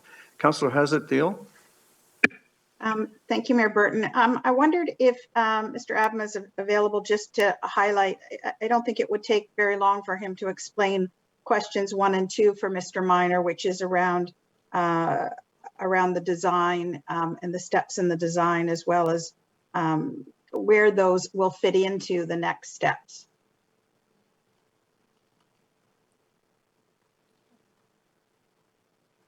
I am here, Mr. Mayor, and through you. So the answer, the way I'd respond to question number 1, which is as I understand it, how does the amendment ensure that the town has influence over the final design of buildings? And I think the mayor was attempting to kind of help explain that. Whenever an application comes in, it gets reviewed by the town as a site plan application, where the details of, setbacks, the elevations, the design of the building, all those important details that make a good development, that's when they're reviewed, and the town certainly has a role to play in reviewing those applications. And that's beyond the official plan detailing, I would say. So that does get covered, and the town does have influence in that. In terms of question number 2,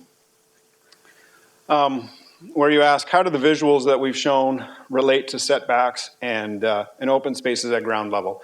I think through you, Mr. Mayor, you have definitely highlighted an important part of designing Midtown, and I think some of the right-of-ways that are being proposed, some of the parks and open spaces that are being proposed really try to get at providing that at-grade street level activity and the important designing those important places.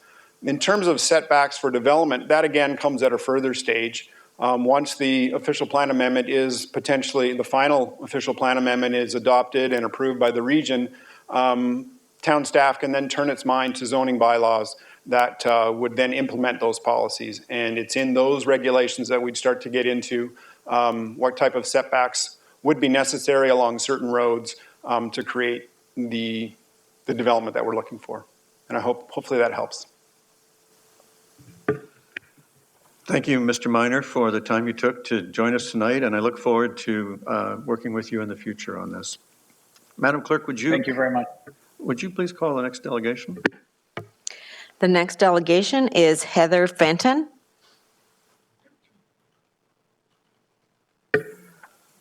Welcome, Ms. Fenton. Council looks forward to your information. And as you join us, if you remember to unmute yourself, we'll be able to hear you, and we look forward to that.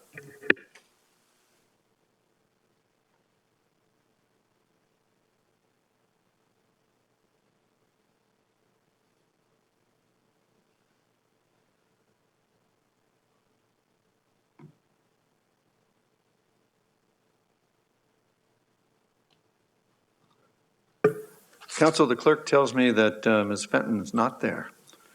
So, Madam Clerk, you can move to the next delegate. Our last listed delegation is David Mallon from Chartwell Maple Grove Residents Association. Welcome, Mr. Mallon. Council looks forward to seeing you and hearing you. And when we see your picture and hear your audio, we will fall to doing that.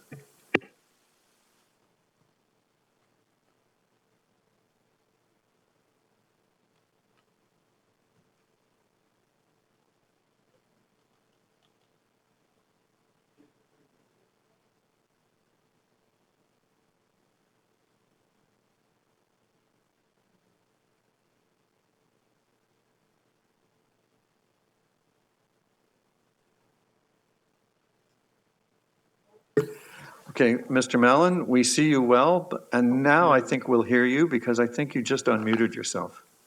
I think I did. Thank you, Mayor. I appreciate confirmation that you can see me and hear me. Good evening. My name is David Mallon. I'm representing Chartwell Maple Grove Residents Association this evening. And I thank you for the opportunity to speak with you tonight concerning Midtown, specifically the draft OPA and the associated staff report. Let me start out by thanking Jeff Abner for an excellent presentation. He has, in that presentation, at least started the process of addressing many of the questions that we have, which I will not go into in detail tonight because we decided at this point we would wait for the plans to unfold a little more before we started tackling specific issues. So I would like to make it clear briefly that at the outset that CMGRA supports the redevelopment of Midtown as a strategic and urban growth area, major transit station area, developed as a complete community and you a different part of our town. We understand the provincial requirement to accommodate 20,600 people and jobs by 2031. We have also read that Halton Region does not expect this actually to be accomplished until sometime after 2041. So continuing, CMGA believes this redevelopment project in Midtown will be more successful if our whole Oakville community supports the town in its efforts to ensure Midtown achieves all of the planned objectives and does become a complete community within our town. A community that offers and supports opportunities for people of all ages and abilities to conveniently access most of the necessities for daily living, including an appropriate mix of jobs, local stores and services, full range of housing, transportation options, public service facilities, and is age-friendly.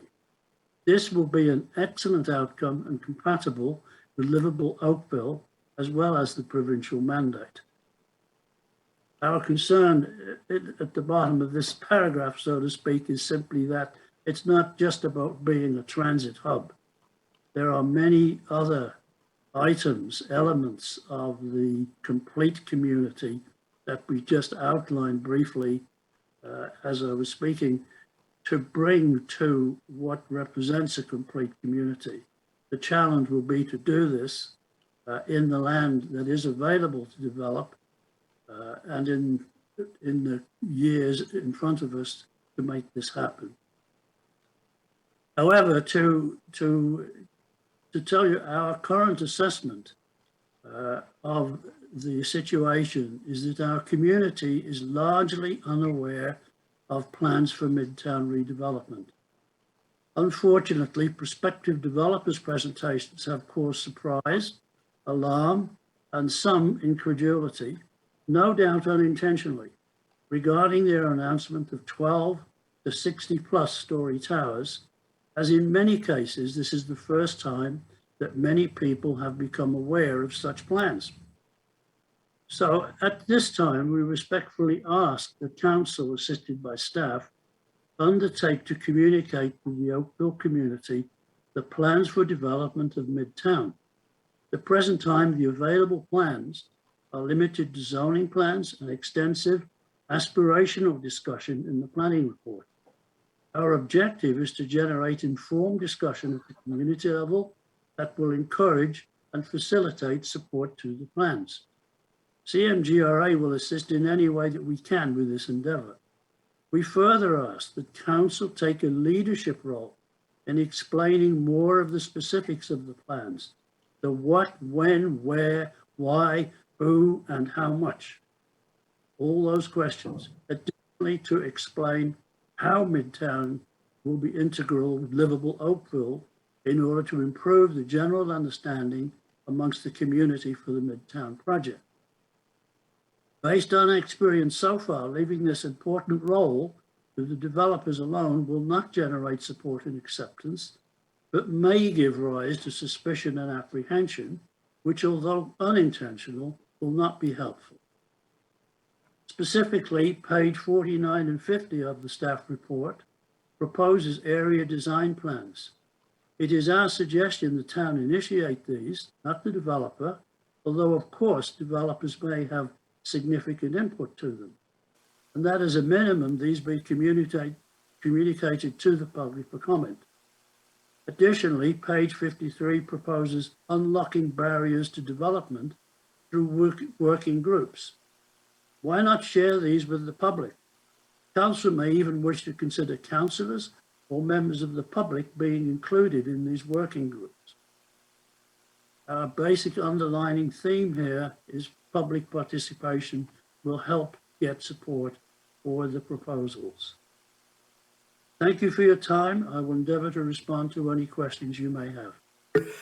Thank you very much, Mr. Mallon, and we certainly welcome your participation. And I personally accept your challenge to help get the word out. Council and I have been working on this for 16 years, so and I certainly remember speaking about it to many an AGM of residents associations. But it is true that in well, I can take my neighborhood. There's like 5,000 people represented by my area residents association, and I've never seen 5,000 people at an AGM. So there is a communications problem, compounded when people exercise their freedom to ignore. But we will get to that, and we will work together to solve that problem. And I really thank you for setting us that challenge tonight. Thank you, sir. Thank you for the opportunity. That concludes the listed delegations. Madam Clerk, have we had any callers? No. All right. Then, Council, if you have identified any issues you'd like added to the list, now's the time to name them. And when you have named yours, we'll then ask Mr. Charles to recite the ones he's gained from the public and yours. Councillor Adams? Thanks very much. I wondered if staff could clarify the active transportation corridor crossing adjacent to Trafalgar Road. It's not clear that that's intended to be a separated structure or not in the discussion that happened today.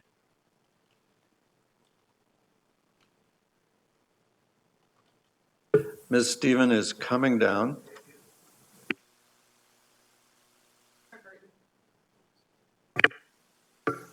Sorry. 3 Marburton. There are 2 grade separated active transportation crossings proposed adjacent to Trafalgar, one on the east side and one on the west side. The one on the east side is pretty much right beside Trafalgar. The one on the west side is closer over to Oakville Place. Great, thanks very much. It was the east one that I was concerned about because it's not immediately identifiable as being a separate crossing point. And I wondered if we can make sure that that's more clearly identified. Thanks. Thank you, Councillor. Councillor Elgar? Thank you. Through Mayor Burton. First of all, I'd like to thank staff for the excellent presentation that they did provide, and also the questions of the people presenting too, of their concerns. Like when I look at the presentation and I read everything, my biggest concern is the 255 meters. I know it was actually Ms. James that mentioned the CN Tower. The observation deck of the CN Tower is 553 meters from ground to the observation deck. We're almost halfway up the CN Tower with our maximum. The Marilyn Monroe building, she also referenced it, like it's 175 meters for 56 stories. If you do the calculation where each level is about 3.135 meters, that puts us at 81 stories high of a regular condo, which to me is, I am just concerned whether that 255, maybe we should take another look and maybe we could bring that down. I know all about the FSI, but when somebody sees 255 meters halfway up the CN Tower, that's a pretty big building. And I wonder if staff could provide examples of the grade street level setbacks, like the widths, examples where a person could drive and take a look at it, where it would be in Toronto. Just, it'll make people more at ease if they can see what we're talking about. A lot of people are learn by looking at it themselves. And the private owned public space, the POPs as they're called, where could I see examples of where they exist today?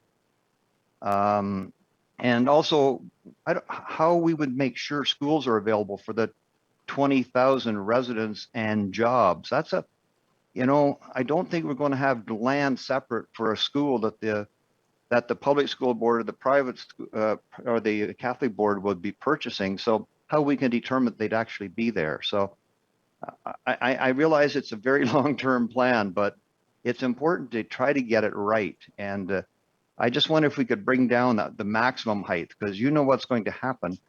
The calculations will be done, and there'll be a lot of people wanting maximums, even though there will be a deviation based on one building to another, based on what we put through. So I thank you for where we are at this point, and I can see when it comes back to us in 2023, there'll hopefully be a lot more details of what we can look at. So thank you. Thank you, Councillor Elgar. Councillor Longo? Thank you, Your Worship. I think just a question for town staff related to promenades. And I wanted to kind of put on on as one of the issues is just to allow them to be walkable and usable. And I kind of use two examples that I've experienced in Ottawa. There's Spark Street. In Montreal, there's Prince Arthur Street. Kind of examples of very walkable. There's minimal traffic, but there's shops, there's restaurants, there's green space for residents and visitors to be able to use. So it's just a thought as part of the design is to try and see those promenades as being very usable but safe, and kind of be a great destination for Midtown if we can try and build that into the design as we go forward. Thank you, Councillor. Councillor Giddings. Thank you, Mr. Mayor. Don't need answers to all of these questions this evening. They can be dealt with through the consultation and the public meetings included there. But in terms of active transportation, I am curious about the Chartwell separation and if that one was not selected or possible, where the other one would be located. We talked about the east-west cycling route in the immediate area. I believe it was when we had the presentation on the Bronte GO station. We talked about connectivity to the east and the west from there. So if we could see how these two areas will be linked and through to the Nine Creek Trail in Mississauga and the continuation over the QEW at Mississauga Road, would be great to see a cycle network like that. And the 6-line tunnel, is that going to say? I'd be interested in feedback on that. For Mr. Abba, I do have a question about the 20,600 and what that number could become. I appreciated the detail and the clarity, how it went from 103 hectares down to 40-ish. And I appreciate that. However, we go from 20,600 and there was no maximum talked about. So would that be the 550 per hectare based on the 43 developable or the 103 total? Mr. Abma is ready to answer you there. Through you, Mr. Mayor, to the councillor. The 550 people and jobs per hectare is for the gross hectare. So if you multiplied that by 103 hectares, you'd be up in the range of 56,600 people and jobs at a theoretical full build out, assuming that every parcel in Midtown developed to the maximum potential, which, as I discussed, I'm not sure that is truly realistic, but it is a theoretical maximum. Thank you for that. Further, it may not be possible, but something in between the two is certainly to be expected. If we're laying out the pops and the bumping spaces and everything else at this time, how can we hold on to enough land or make sure that the developers that are to come will be able to contribute so we keep the same ratio that we are basing the 20,600 on, so we don't see that eaten away as a result of greater population? Through you, Mr. Mayor, as I mentioned in my presentation, I mean, really the public parks and open space system that we've shown thus far is really just the first blush at it in terms of an amount of public parks and open space. I think it will be further informed by the park strategy that is currently being developed, and council will learn more on in the near future. And as we will take direction, I think, from that park strategy to make further refinements as we move forward towards a final OPA next year. I apologize if that may not be as specific as what you're hoping for, but that's the best I can provide at this time. No, that's great, because we talk about people-oriented and vibrant and a complete community. So it's important for the public and our council colleagues to be assured that we will be able to maintain the same percentage or ratio or however we're going to look at it. in terms of the change in the eastern side over in the Chartwell Road area, the office activity or office building has been reduced greatly. Does that get made up for? It wasn't identified on the map that you had. Is that a move over to the west side of Trafalgar Road, the availability for that? Through you, Mr. Mayor, would you mind repeating that? I don't think I've quite grasped what you're looking for. Yeah, you had the chart showing the different colors for employment or office, as well as residential. And the only area I saw for office space was on the far east side, the side of Chartwell. Through you, Mr. Mayor, that piece that's designated on the east side is it is not the only place where office can be developed in Midtown. In fact, office space can be developed throughout because it's a permitted use in the urban core designation, which is a mixed use designation. So in that designation, it's intended that office spaces aren't necessarily in a standalone building. They're intended to be mixed in with the residential buildings. In terms of what's on the far east side in the office employment district, that's where there would not be residential permissions, and you would likely see if office buildings went in there, it would just be office in those buildings. That's not to say we can get office, we are able to get office throughout Midtown. Fair enough. And this is, Mr. Mayor, this would be for follow-up, and Councillor Janet and I have had a number of meetings with residents and have talked to a large number of people, and these are some of their questions. If they could be included for the public consultation meetings, it would be great in terms of, as previously mentioned, how the 255 meters was determined. And in the OPA, it talks about additional density may also be considered subject to a site-specific official plan amendment. So is 255 able to grow higher from that? That is one of the questions. Curious about school boards. I believe it was Councillor Elder that talked about schools. We know that there will be the availability to have them inside the towers, but have we heard anything from the school board? I'd appreciate to see that.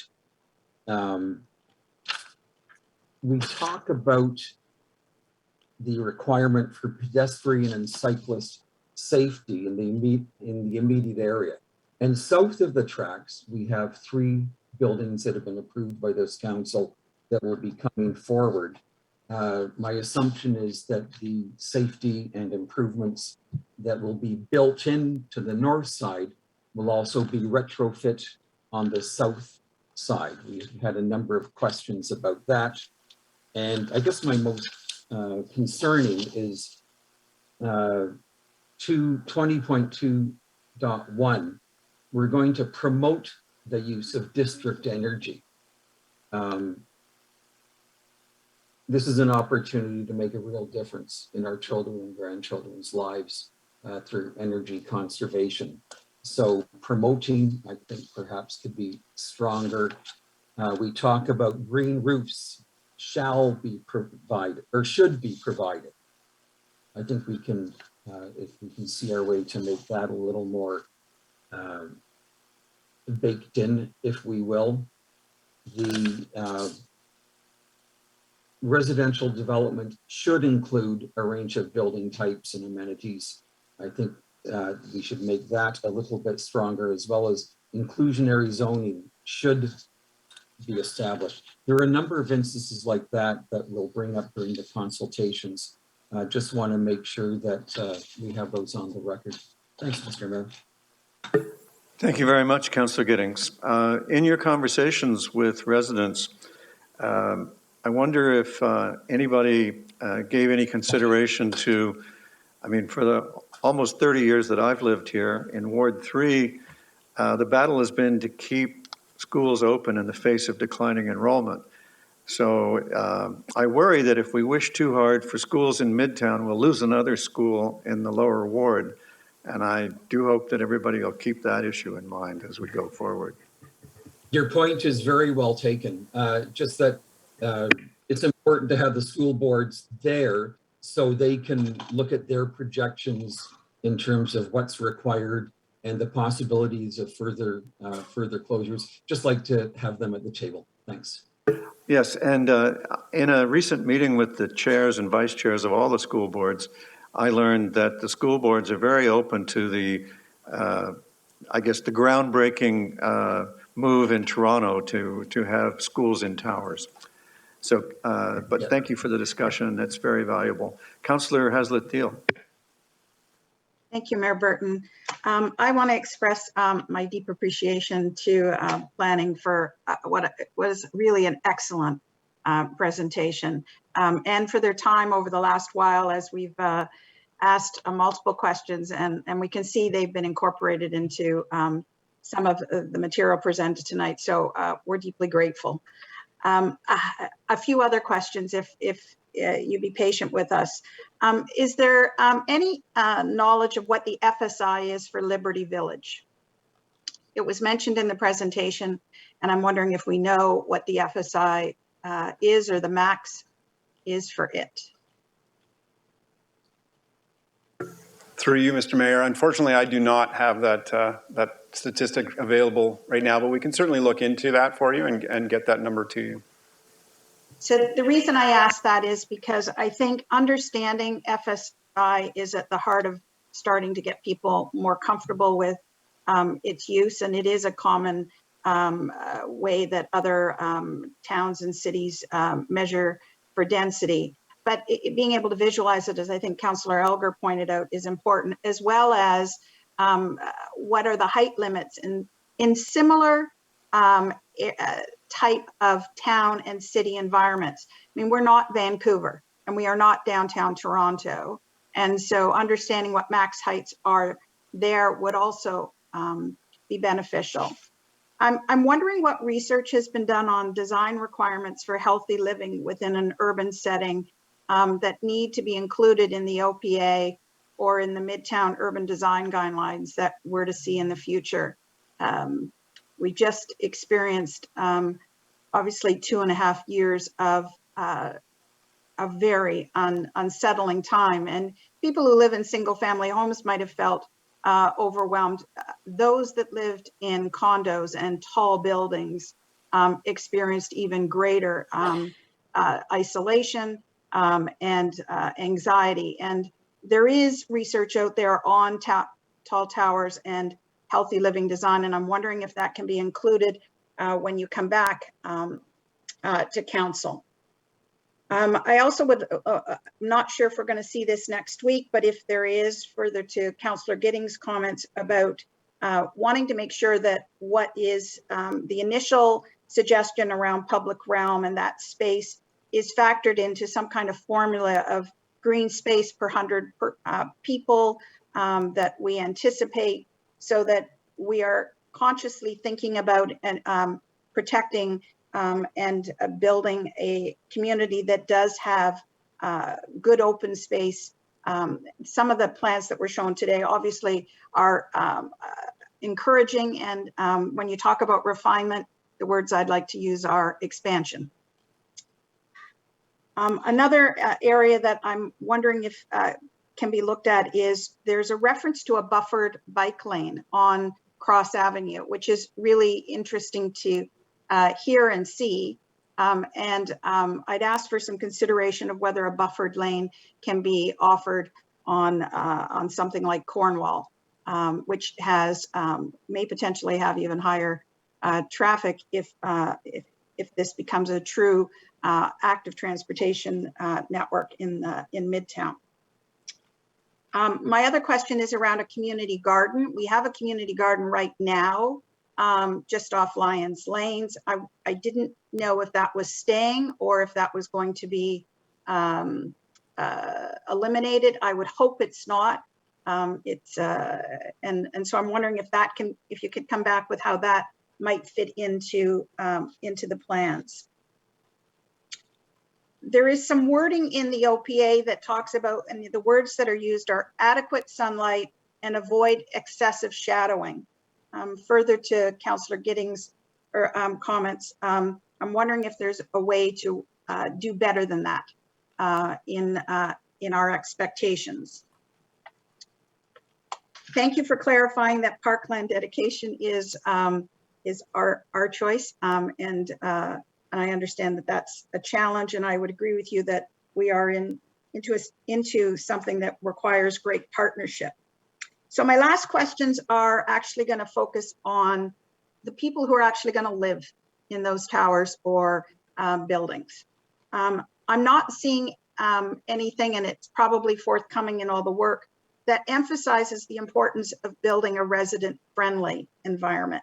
I'm very grateful that you've put in the mixed use, the 3-bedroom apartments, but I am conscious that there needs to be some direction given to folks, as Mr. Minor pointed out, about a building reflecting the needs of those individuals. There's a lot of emphasis on public realm, and obviously we're all appreciative of that, but folks have to live there. And so, making sure that how people enter and exit aren't faced with, a massive traffic because we've chosen that it can't be off a certain area, or that's where we're going to hide the garbage. Those are elements that may not have to be in the OPA, but I would like to believe we're going to be putting it in the Midtown urban design guidelines. And I just haven't seen anything on that. And I think it's crucial for the future generation that's going to live there and be able to celebrate living in a livable Oakville. So my last points are just around children and community services, etc. So several residents asked us about, so this is going to be an all age, all stages type community. While some folks might talk about that, quote, millennial, millennials today are pushing at the walls and saying, but I'm trying to have a family and I can't get into a semi-detached or a linked home or a townhouse, and are living and are going to have raise their families more. So if we could get more information about how we're going to support families in a community and the services that we would anticipate requiring, that would also be beneficial. So those were, we were asked to give you a list of things that we would hope that would be included when you came back. That's my list. And once again, I do thank you for the thoughtful consideration of our feedback in 2021 and look forward to the next step. Thank you, Councillor. Councillor Duddick. Thank you, Your Worship. Mine is a fairly minor one, I think, in the big scheme, having heard everybody else's input. But is there an opportunity whereby our fire department, when we hear these heights that we're dealing with, my biggest concern is safety in terms of fire department being able to safely evacuate people from these buildings, EMS, all the other aspects that are associated with that. Is there an opportunity where our fire department could say to us they don't recommend over a certain height from a fire safety standpoint in order to be able to get people out safely? So I'll just leave that. May not be an issue right now, but maybe just a placeholder. Thank you, Councillor Duddick. So, Mr. Charles, would you like a minute or two to finalize your list taking, or are you ready to read? Thank you, Mr. Mayor. I was typing madly, so I'm hoping that I capture the majority of it. And through you to Councillor Duddick, just on the last point with respect to fire and EMS response, one of the things that we are currently undertaking at the town is the fire master plan, and we have been speaking with the chief about some of the challenges that we will see in all of our growth areas as the buildings get taller and more dense, and how we may have to respond to that from a fire master plan perspective. So to that and the issues that were raised by council, I will note that a number of these items are certainly part of the policy framework that we'd be looking at. But also in addition to that, it's really coming down to the implementation of how we will be bringing Midtown forward. And as Mr. Ahmed pointed out in one of those slides, there's a number of factors that we need to look at as it relates to implementation. So everything from design to parks to our public realm, implementation of active transportation. So there's a number of factors that we now have to get through. Once council endorses the policy direction we're going in, then it really comes down to how do we implement. And that will be a strategy piece that we will be bringing forward to you in the future.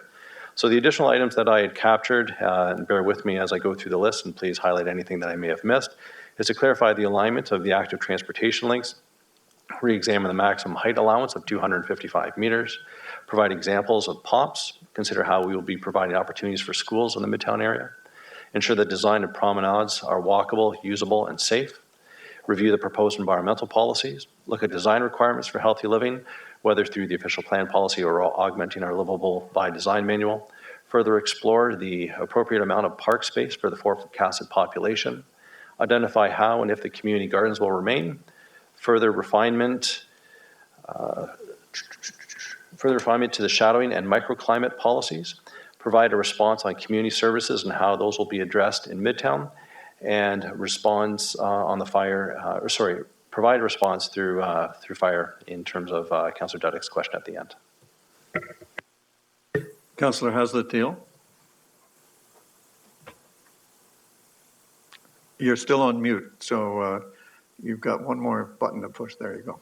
Sorry. Thank you, Gabe. That was an impressive recall. I missed one, and that is any best practice data regarding parking in a community that will be as diverse as Midtown. So we talk about it being transit oriented, but we haven't seen best practice data from similar types of urban environments, whether or not our parking criteria is correct, and how that might, how things like car share, visitor parking, if we reduce those numbers, how we still accommodate something like that, so we still move directionally where we want to go. And so I just ask that you come back with some best practice data on it as well. Thank you, Councillor. Councillor, would you be good enough to move the indicated motion to receive it all? Thank you very much. Is there any objection to Councillor Haslett-Deal's motion? There being none, Madam Clerk, that carries. Now, Council, we have recommendation reports. The draft plan of subdivision and zoning bylaw amendment by Cross Trail Estates, Trafalgar Road Developments Limited, and TWKD Developments. And we have a presentation from Kate Coburn, our senior planner, and we have a registered delegation in the form of the planner for the applicant if there are questions for the applicant. Ms. Coburn, you have our attention. Thank you, Mr. Mayor. And thank you, members of council. Before you this evening, this is an update report. We have seen this application before. It is a draft plan of subdivision and zoning bylaw amendment, which was submitted by Corsiac Urban Planning on behalf of their clients, Cross Trail Estates, Trafalgar Road Developments, and TWKD Developments. Previous meeting was held on April 4th, and council referred the application back to staff to explore ways to increase on-street parking and other parking opportunities through alternative designs. And this is found on item 7.1 on tonight's agenda. And the purpose of tonight's meeting is to make a decision on this application. And as a reminder, there was a public information meeting held in March of 2021. The statutory public meeting was held May 10th, 2021. And as I mentioned, previous recommendation report meeting held in April, and no members of the public have attended any of these meetings. To remind council, the proposal relates to the redevelopment of lands for a plan of subdivision and zoning bylaw amendment for 3 parcels of land located at the southeast corner of 6th Line and Burnapthorpe Road East. The applicant has made changes to their proposal to accommodate additional visitor and on-street parking and maintains 212 residential units, a stormwater management pond, a partial block for a school, and a partial block for a park.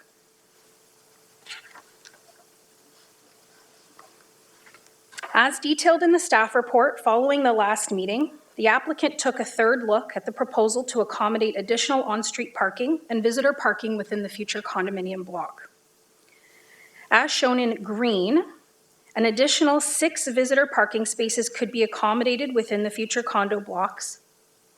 And as shown in red, an additional 4 parking spaces could be accommodated on the street, 3 of them being on Post Road, and an additional parking space being on Street C.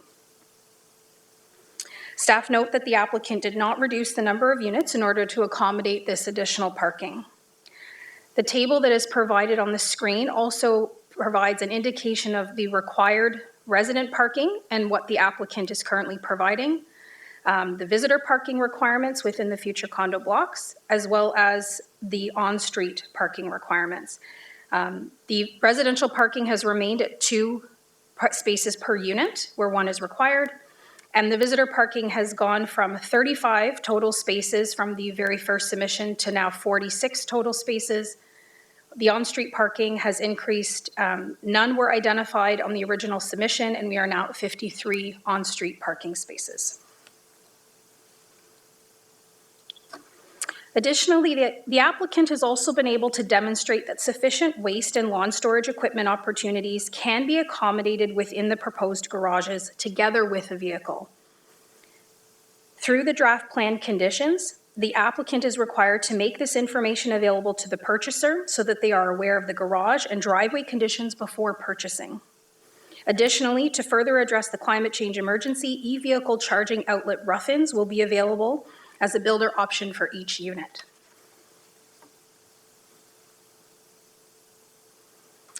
It's staff's opinion that the proposed changes do not result in any changes in the planning opinions that were previously provided in the staff report dated March 2022. On this basis, the proposal still conforms to and is consistent with all applicable provincial policies, the Region of Halton official plan, and the North Oakville East secondary plan. And that is more thoroughly provided in that staff report from March of 2022. In conclusion, I put forth the following revised recommendations for Council's consideration, which are shown on the screen. And this includes revised draft plan conditions and a revised zoning bylaw to reflect the current proposed changes. And that concludes my presentation. Thank you very much, Ms. Coburn. Councillor Palmer? And then Councillor Sandhu. Thank you, Your Worship. I just wanted to thank staff and the applicant for taking this back and providing extra information as well as additional parking and additional modifications to the garages, which will provide more space for accommodating storage and a vehicle. I also look forward to hearing more about the discussions with the school board for their consideration of shared parking facilities. I do have a few questions that remain. My first question to Kate is, will these homes have garages? Can you, basements? Can you please confirm? Through you, Mr. Mayor, to the councillor, yes, I can confirm in consultation with the applicant that each of the units proposed in this development do have full basements. They will be unfinished, but with the option to finish through the builder. Great, thank you. And then my next question is in regards to what can the town do to ensure that residents purchasing these properties are aware that there is no street parking on their lanes? Is there something that can be included, like a warning clause in the purchase and sales agreement? Through you, Mr. Mayor, there are a number of ways that purchasers will be informed of the available parking conditions, both on-site and off-site, for both the condo blocks and the freehold units. The first one is going to be through the neighborhood information map, which the applicant does prepare and provides in the sales office. And the second would be through the purchase and sale agreements, which they also receive another copy of that neighborhood information map with those details. And the developer is obligated to provide warning clauses within the purchase and sale agreements to advise them of the street parking or off-site parking conditions, as well as the parking conditions for both the garage and driveway. Fantastic. Thank you so much for your work on this. And Mayor Burden, I'm pleased to move at the appropriate time. Thank you, Councillor Palmer. Councillor Sandhu. Thank you, Mayor Burden. And thank you, Ms. Corbett. This is an excellent report. And I appreciate, just like Councillor Palmer does, how much the applicant has done to make sure that they're encompassing our concerns from the last meeting where we sent this back. I actually just have one kind of generalized comment and kind of question. I was hoping that you could kind of walk us back from a stage point of view. You spoke a little bit about when this initially came to council and how many public meetings we have. Could you just give us another quick broad overview of those dates again, please? And then what happens in between and what we've gotten to now? Through you, Mr. Mayor, to the councillor, the application was submitted and it was circulated for comment in the normal manner back in 2021. A public meeting, a statutory public meeting was held through council. We received, again, no public feedback from that meeting, but definitely received comments from council that were further considered through the review of the application. And as part of that, there was additional coordination, if you'll recall, with the landowners to the south for this particular development. As noted, there is a partial block for a school and a partial block for a park, which is to be conveyed as part of that overall land holdings to the south to complete what is known as Neighborhood 9 in this area. So through those iterations, staff had brought forward the recommendation report, and now we are coming back to you today with additional information and revised recommendations on that basis. Going forward, should the application be approved, the applicant will work through their conditions to satisfy those conditions, to work through registration, and ultimately remove the holding provisions that still remain on the property prior to them being able to build on this block. Excellent. Thank you very much. That's all I have. Thank you, Mayor. Thank you, Councillor Sandhu. It's been moved by Councillor Palmer. Is there any objection? Madam Clerk, there being no objection, Councillor Palmer's motion carries. That brings us to 7.2, the recommendation report for the draft plan of subdivision for a numbered company, which is essentially Mattamy Homes.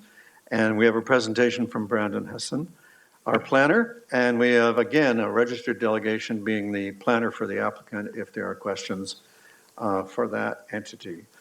Mr. Hesson, you have our attention now. Perfect. Thank you, Mayor Burden, members of council, and members of the public tuning into tonight's meeting. This presentation is in relation to item 7.2 on tonight's agenda. This draft plan of subdivision application relates to the proposed development of the lands described as Block 263, Plan 20M1212 as part of the Mattamy Petcore Phase 2 subdivision. The purpose of tonight's meeting is to provide the staff analysis of the application and provide a recommendation to council in order for a decision to be made.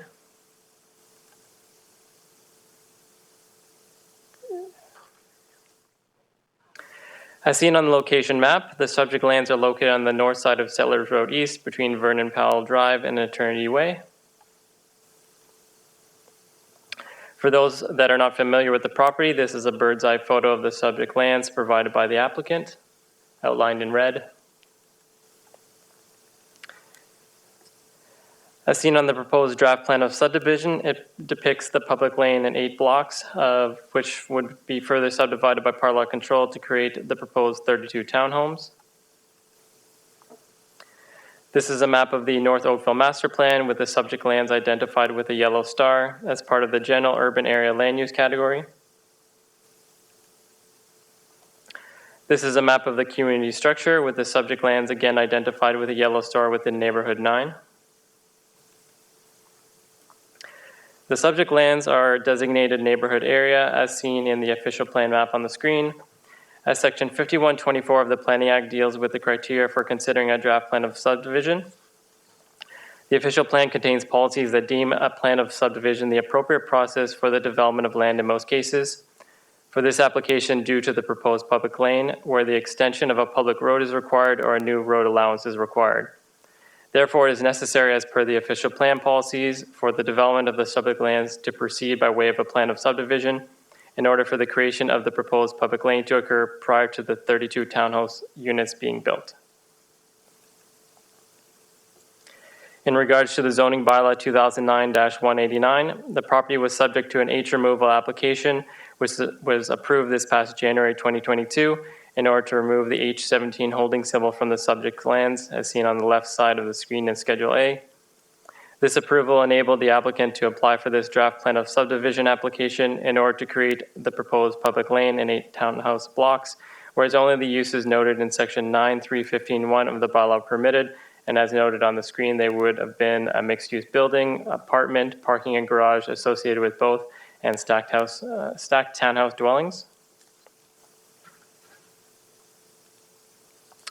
As far as public consultation, a public information meeting was held by the developer on January 10th, 2022.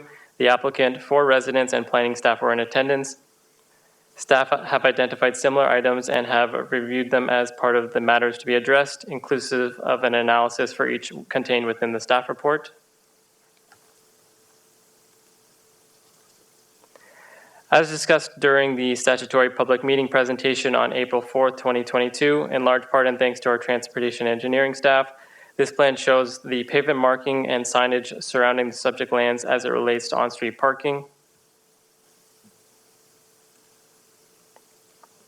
This section of the plan identifies the subject lands as a block within the existing subdivision, with the proposed public lane depicted with the orange dotted arrows. The green lines illustrate where on-street parking is permitted, whereas the red lines illustrate the size of the street that on-street parking is not permitted.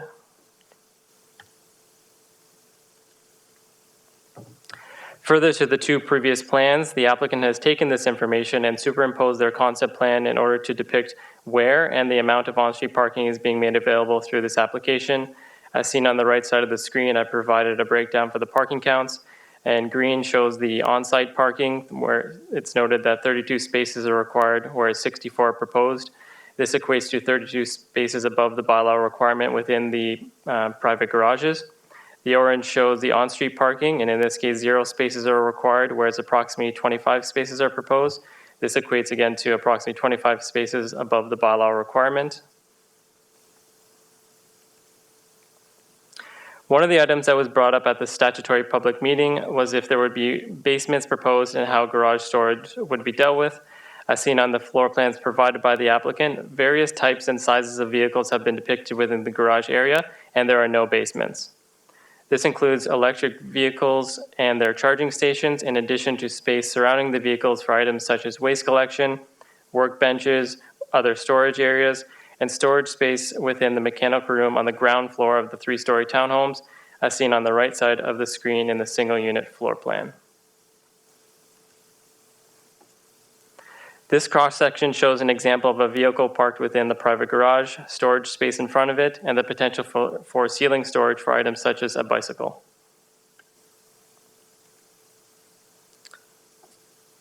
These are examples of a lane-based townhome that exists within the town of Oakville, located within the developer's Joshua Creek Phase 1, with storage areas within the garage surrounding 2 mid-sized vehicles. And as you can see, there have been some additional storage provided by the homeowner within the ceiling area surrounding the vehicle parking areas.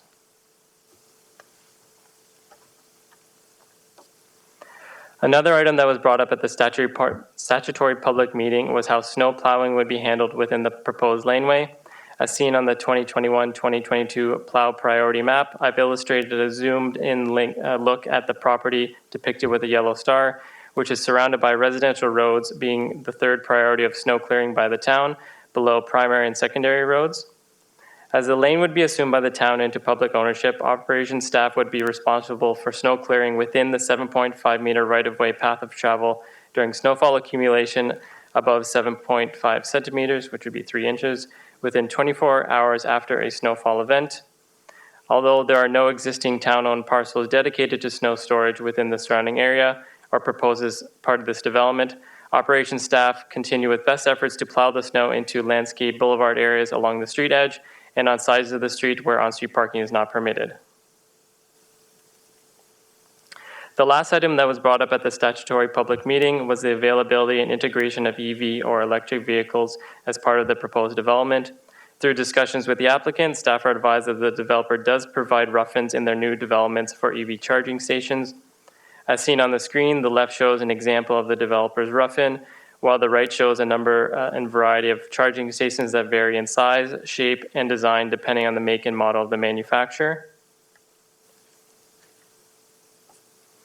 Further to the matters of interest I've just reviewed, the staff report details the matters to be addressed, which staff have completed a review and analysis for, as shown with the check marks on the screen. In conclusion, staff put forth the following recommendations as shown for council's consideration. Thank you. Thank you very much, sir. Council, questions, a decision, something? Councillor Palmer. Thank you, Your Worship. Sorry, I was having some technical issues there. Okay, thank you. Thank you so much for the report, Brendan. It was very detailed, and I really liked how you broke down the parking requirements and what's being provided by the applicant. My questions are around the no basement, and I wanted to clarify with you, would these then be considered 3-story townhomes? Yeah, through you, Mr. Mayor, that would be correct. If we can pull up the presentation quickly, I can give you an example of the build form. And I will. Just in terms of additional storage in the home, then. Right.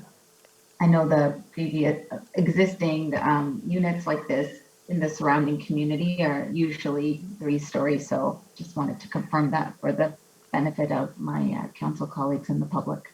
Exactly. And again, through you, Mr. Mayor, this ground floor plan shows the private garage parking area and then the staircase, and it's labeled as the ground floor. So again, there is no basement below it. But what I can show you further to that is the bird's eye photo of the townhomes that I believe are on Christopher Street.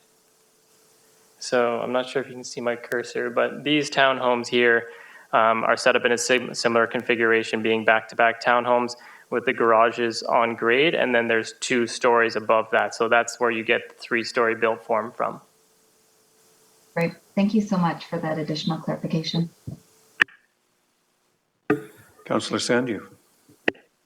Thank you, Member. Brendan, thank you so much for your report. I just had a quick question just from the public information sessions. Do you have any information on whether anybody from the public actually attended any of the sessions?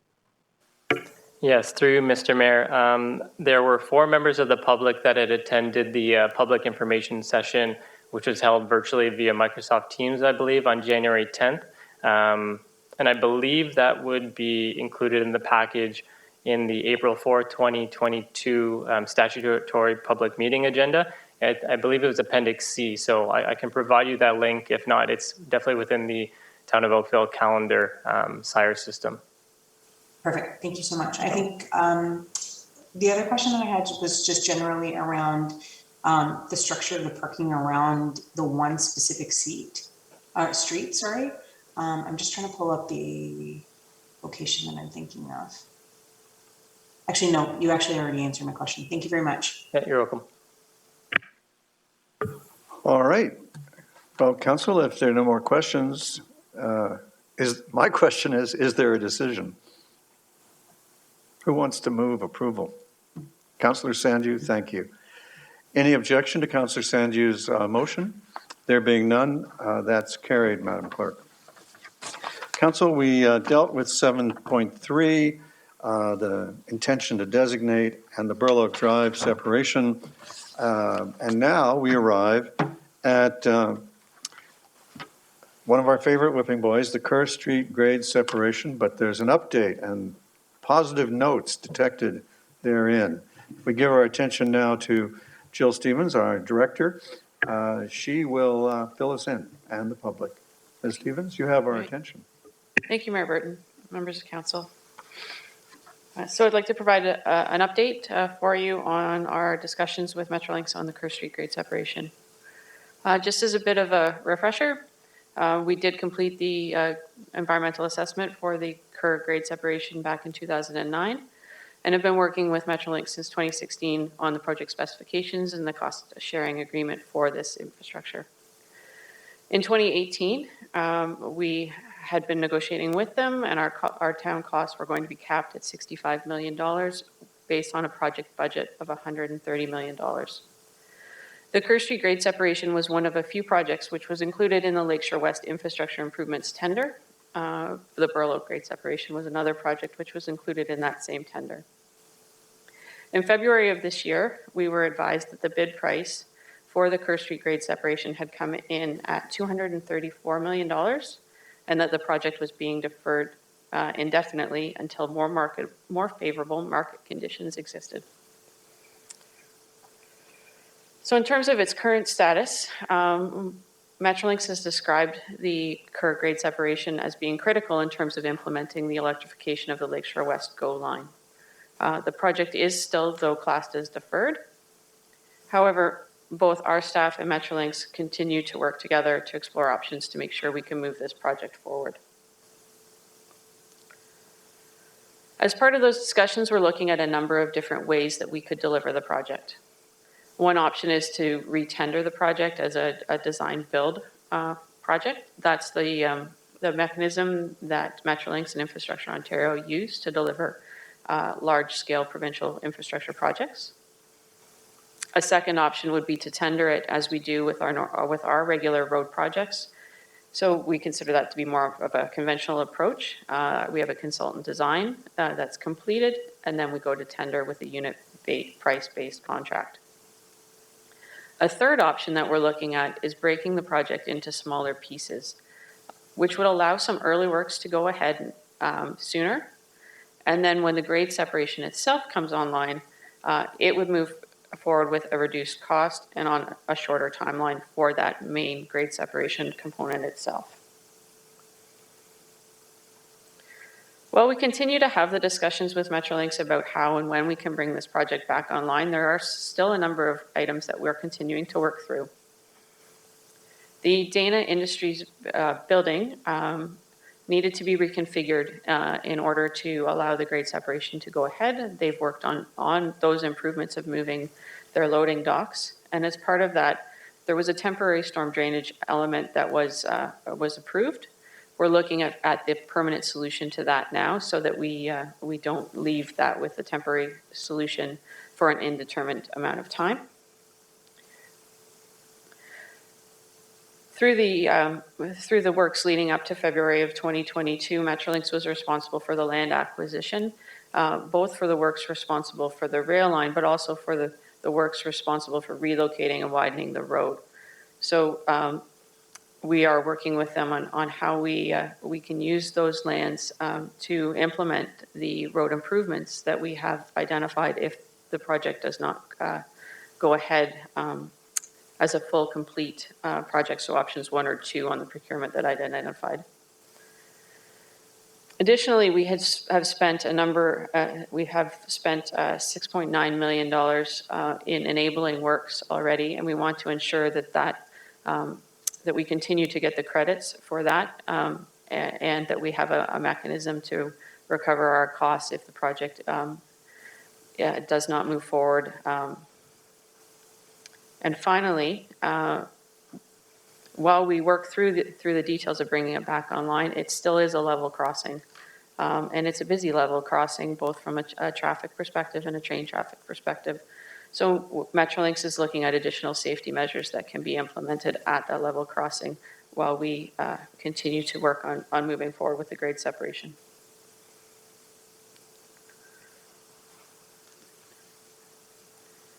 So as we do move forward, and once we get agreement to bring the project back online, we will need a new grade separation agreement and a new cost sharing agreement. We had negotiated with them to set that $65 million cap, but we had not entered into formally a cost sharing agreement with them or signed that. That cost sharing agreement needs to ensure that it addresses all of the enabling works that we've already taken and including the money that the town has spent on that.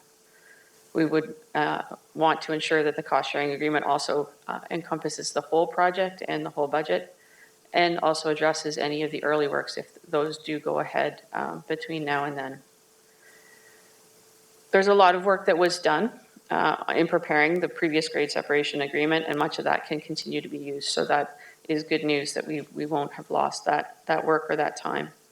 But our recommendation is that we have that new agreement in place before we do any additional work on this project.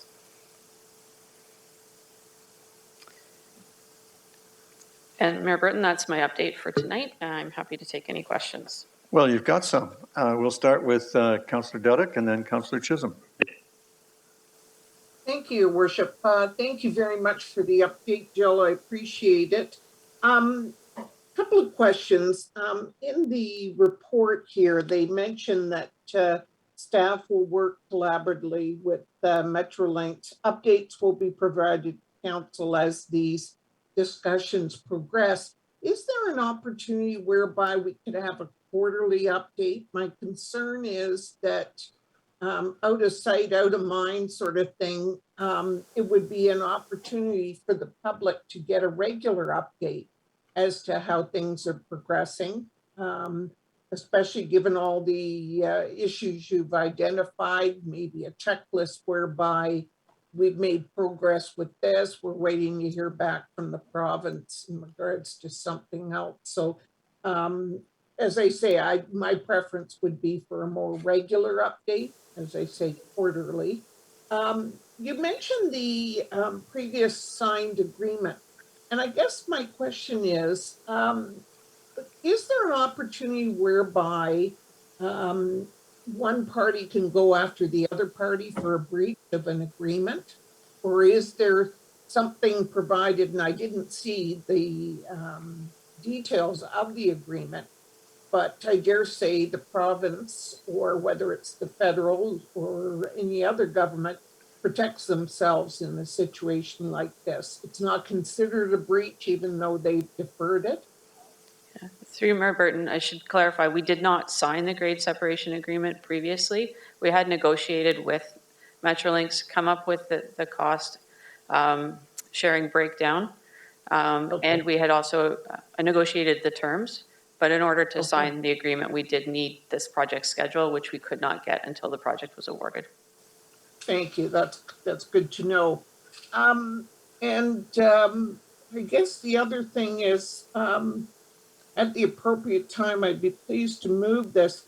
I just leave this with some people here. They say that things move slowly in the government. In this case, this is a clear demonstration of it. And contrary to what some of my council colleagues may have been aware of, this predates 2009. In fact, it goes back to 1957.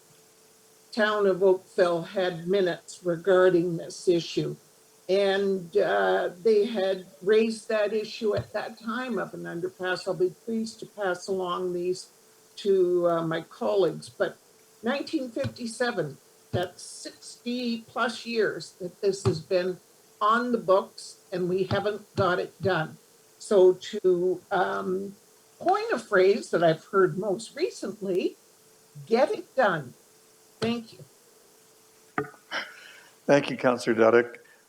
If the Historical Society doesn't have these little heritage documents already, let's make sure we give them copies.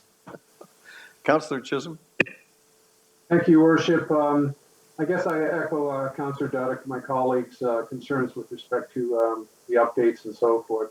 I think it's been very disappointing in the whole process with respect to Metrolink and the separation, the grade separation project. However, notwithstanding, I know it's very difficult, Jill, to put you in a position where we're looking at some timelines and schedules with respect to this. We've been waiting many years for this. Is there any way we can keep the government's feet to the fire to give us some kind of commitment on time? You know, I know there are a lot of details with respect to budgets and dollars and contracts and so forth, but to give us some I guess, comfort level of comfort with respect to a timing with the project. Not a total commitment, but give us a good understanding. Is are we talking 1 year, 2 year, 3 year? And I know it's going to come back to council with respect to increase the budget for budget of 2023 and probably 2024. Notwithstanding, it would be appropriate if we can get something more concrete with respect to scheduling of the project. I see the options. I'd like to see that tied down. Probably number one priority is to get that tied down, not to leave it. And I know we're going to an election year and there's going to be some challenges with that. But again, to give us some kind of comfort level and commitment or semi-commitment to what the schedule is going to be in the next year or two. And I leave it as that. Thank you. Thank you, Councillor Chisholm. Ms. Stevens, do you have an answer for that? Yeah. Through Mayor Burton, I can say that we have been in communication with Metrolinx very recently. I think it was just last week, and we expect to have an update from them at the end of July that we can share with council. Thank you, Jill. The updates are good, but I'm hoping that it might be one segment of the update there is a commitment and a timing on it. That's all I'm looking for. You know, we can't have it all at once, but at least, you know, small successes and we're moving in the right direction would be very, very rewarding for all of us as council to see that there are things that we can check off in the box that we're moving forward. Thank you. Yeah. Thank you, Councillor Chisholm. Well, Councillor Duddeck has moved the receipt of the information. Is there any objection to her motion? There being none, that carries. Thank you, Councillor Duddeck. The next item is 7.6, the Schlegel Village's request for support of an amended minister's zoning order. And we have a presentation from Paul Barrett, the acting manager of current planning. And if there are further questions, a planner on behalf of the applicant is also available. Mr. Barrett, you now have our attention. Thank you, Your Worship, and members of council. I'm not sure, Mayor Burton, I'm not sure I need the presentation unless the other councillors do. I just have questions regarding one issue in this presentation, on this item. Councillor Elgar, why don't you ask your question, and that'll give Mr. Barrett a chance to, anyway, it strikes me that you're right. This is a more efficient way to go, and if the presentation is needed, we can still have it. So please, you have the floor. I thank you. I thank you. Through you, Mayor Burton. I realize that the MZO that was done in 2020 was for the 640 beds for the long-term care. But now we are adding onto that another 675 retirement units and independent living units. And then we are also adding on to that 250 units for more like apartments, I would think. My concern is when I look at the amount of parking spaces, I'm concerned whether if staff feel we have enough parking spaces, because also there's going to be a restaurant, there's going to be a drugstore. That means people can come in from outside that are not residents here. And also because long-term care, even though 640 beds, but how many people are going to have to be there to look after these 640 people? And my concern is 948 parking spots may not be enough. And then what do we do? And I want to know staff done the calculation to see whether they feel that is adequate. Mr. Barrett, it's all yours. Through you, Your Worship, it's early stages in terms of the parking. The draft MZO that's appended to the staff report essentially utilizes the parking ratios from the south of Dundas bylaw as a base. So as part of a future site plan application, the expectation would be that once the detailed design is complete of the buildings, we have a good understanding of how many 1-bedroom, 2-bedroom units and so on. There are the nature of the apartment units that a parking justification study would be submitted as part of a complete application, and that would inform the ratio of parking provided on the site. So in fact, if the parking ratio is not adequate in staff's opinion, is there room for more parking? Through you, your worship, there would be room for more parking on this site, either through underground parking or structured parking, perhaps. Currently, there's a mixture of surface parking and underground parking proposed. Correct. For a total of 948 units. Okay, now I guess we'll wait and see, but the concept, I've never seen it before. It sounds good. It's kind of like you kind of go in at one end and you come out at the other end, but it's all enclosed. Hey, it's quite an interesting concept. Are we aware of where this has been done, where it's in place right now, where a person could look at it? Well, Councillor, you made me laugh because what you said is exactly how my father describes the place he is in and has been for the last 15 years. So, yeah, they're all over the place. Would you like to move the recommendation? I would. I realize it's Ward 7, but it really impacts Ward 4 to a large degree. So I'd be pleased to move it unless the Ward 7 councillors would like to. Well, they've all had their names on the minutes already, so I'm sure they'll let you. Council, is there any objection to Councillor Elgar's motion? Madam Clerk, there being none, that carries. Council, we have now completed all of the Committee of the Whole work, and so a motion to rise and report to Council would be in order. Councillor Longo, thank you very much. Is there any objection? There being none, that's carried.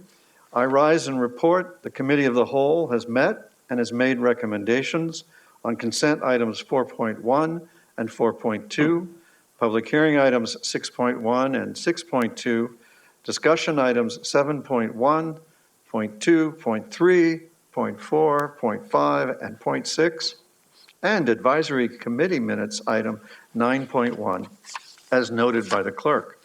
A mover and seconder for the report would be in order now. Councillor Chisholm and Councillor Knoll, thank you very much.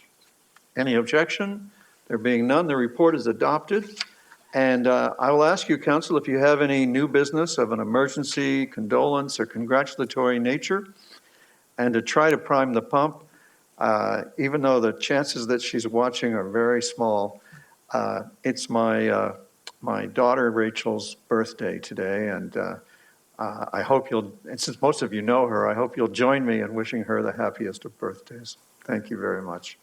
Anybody else?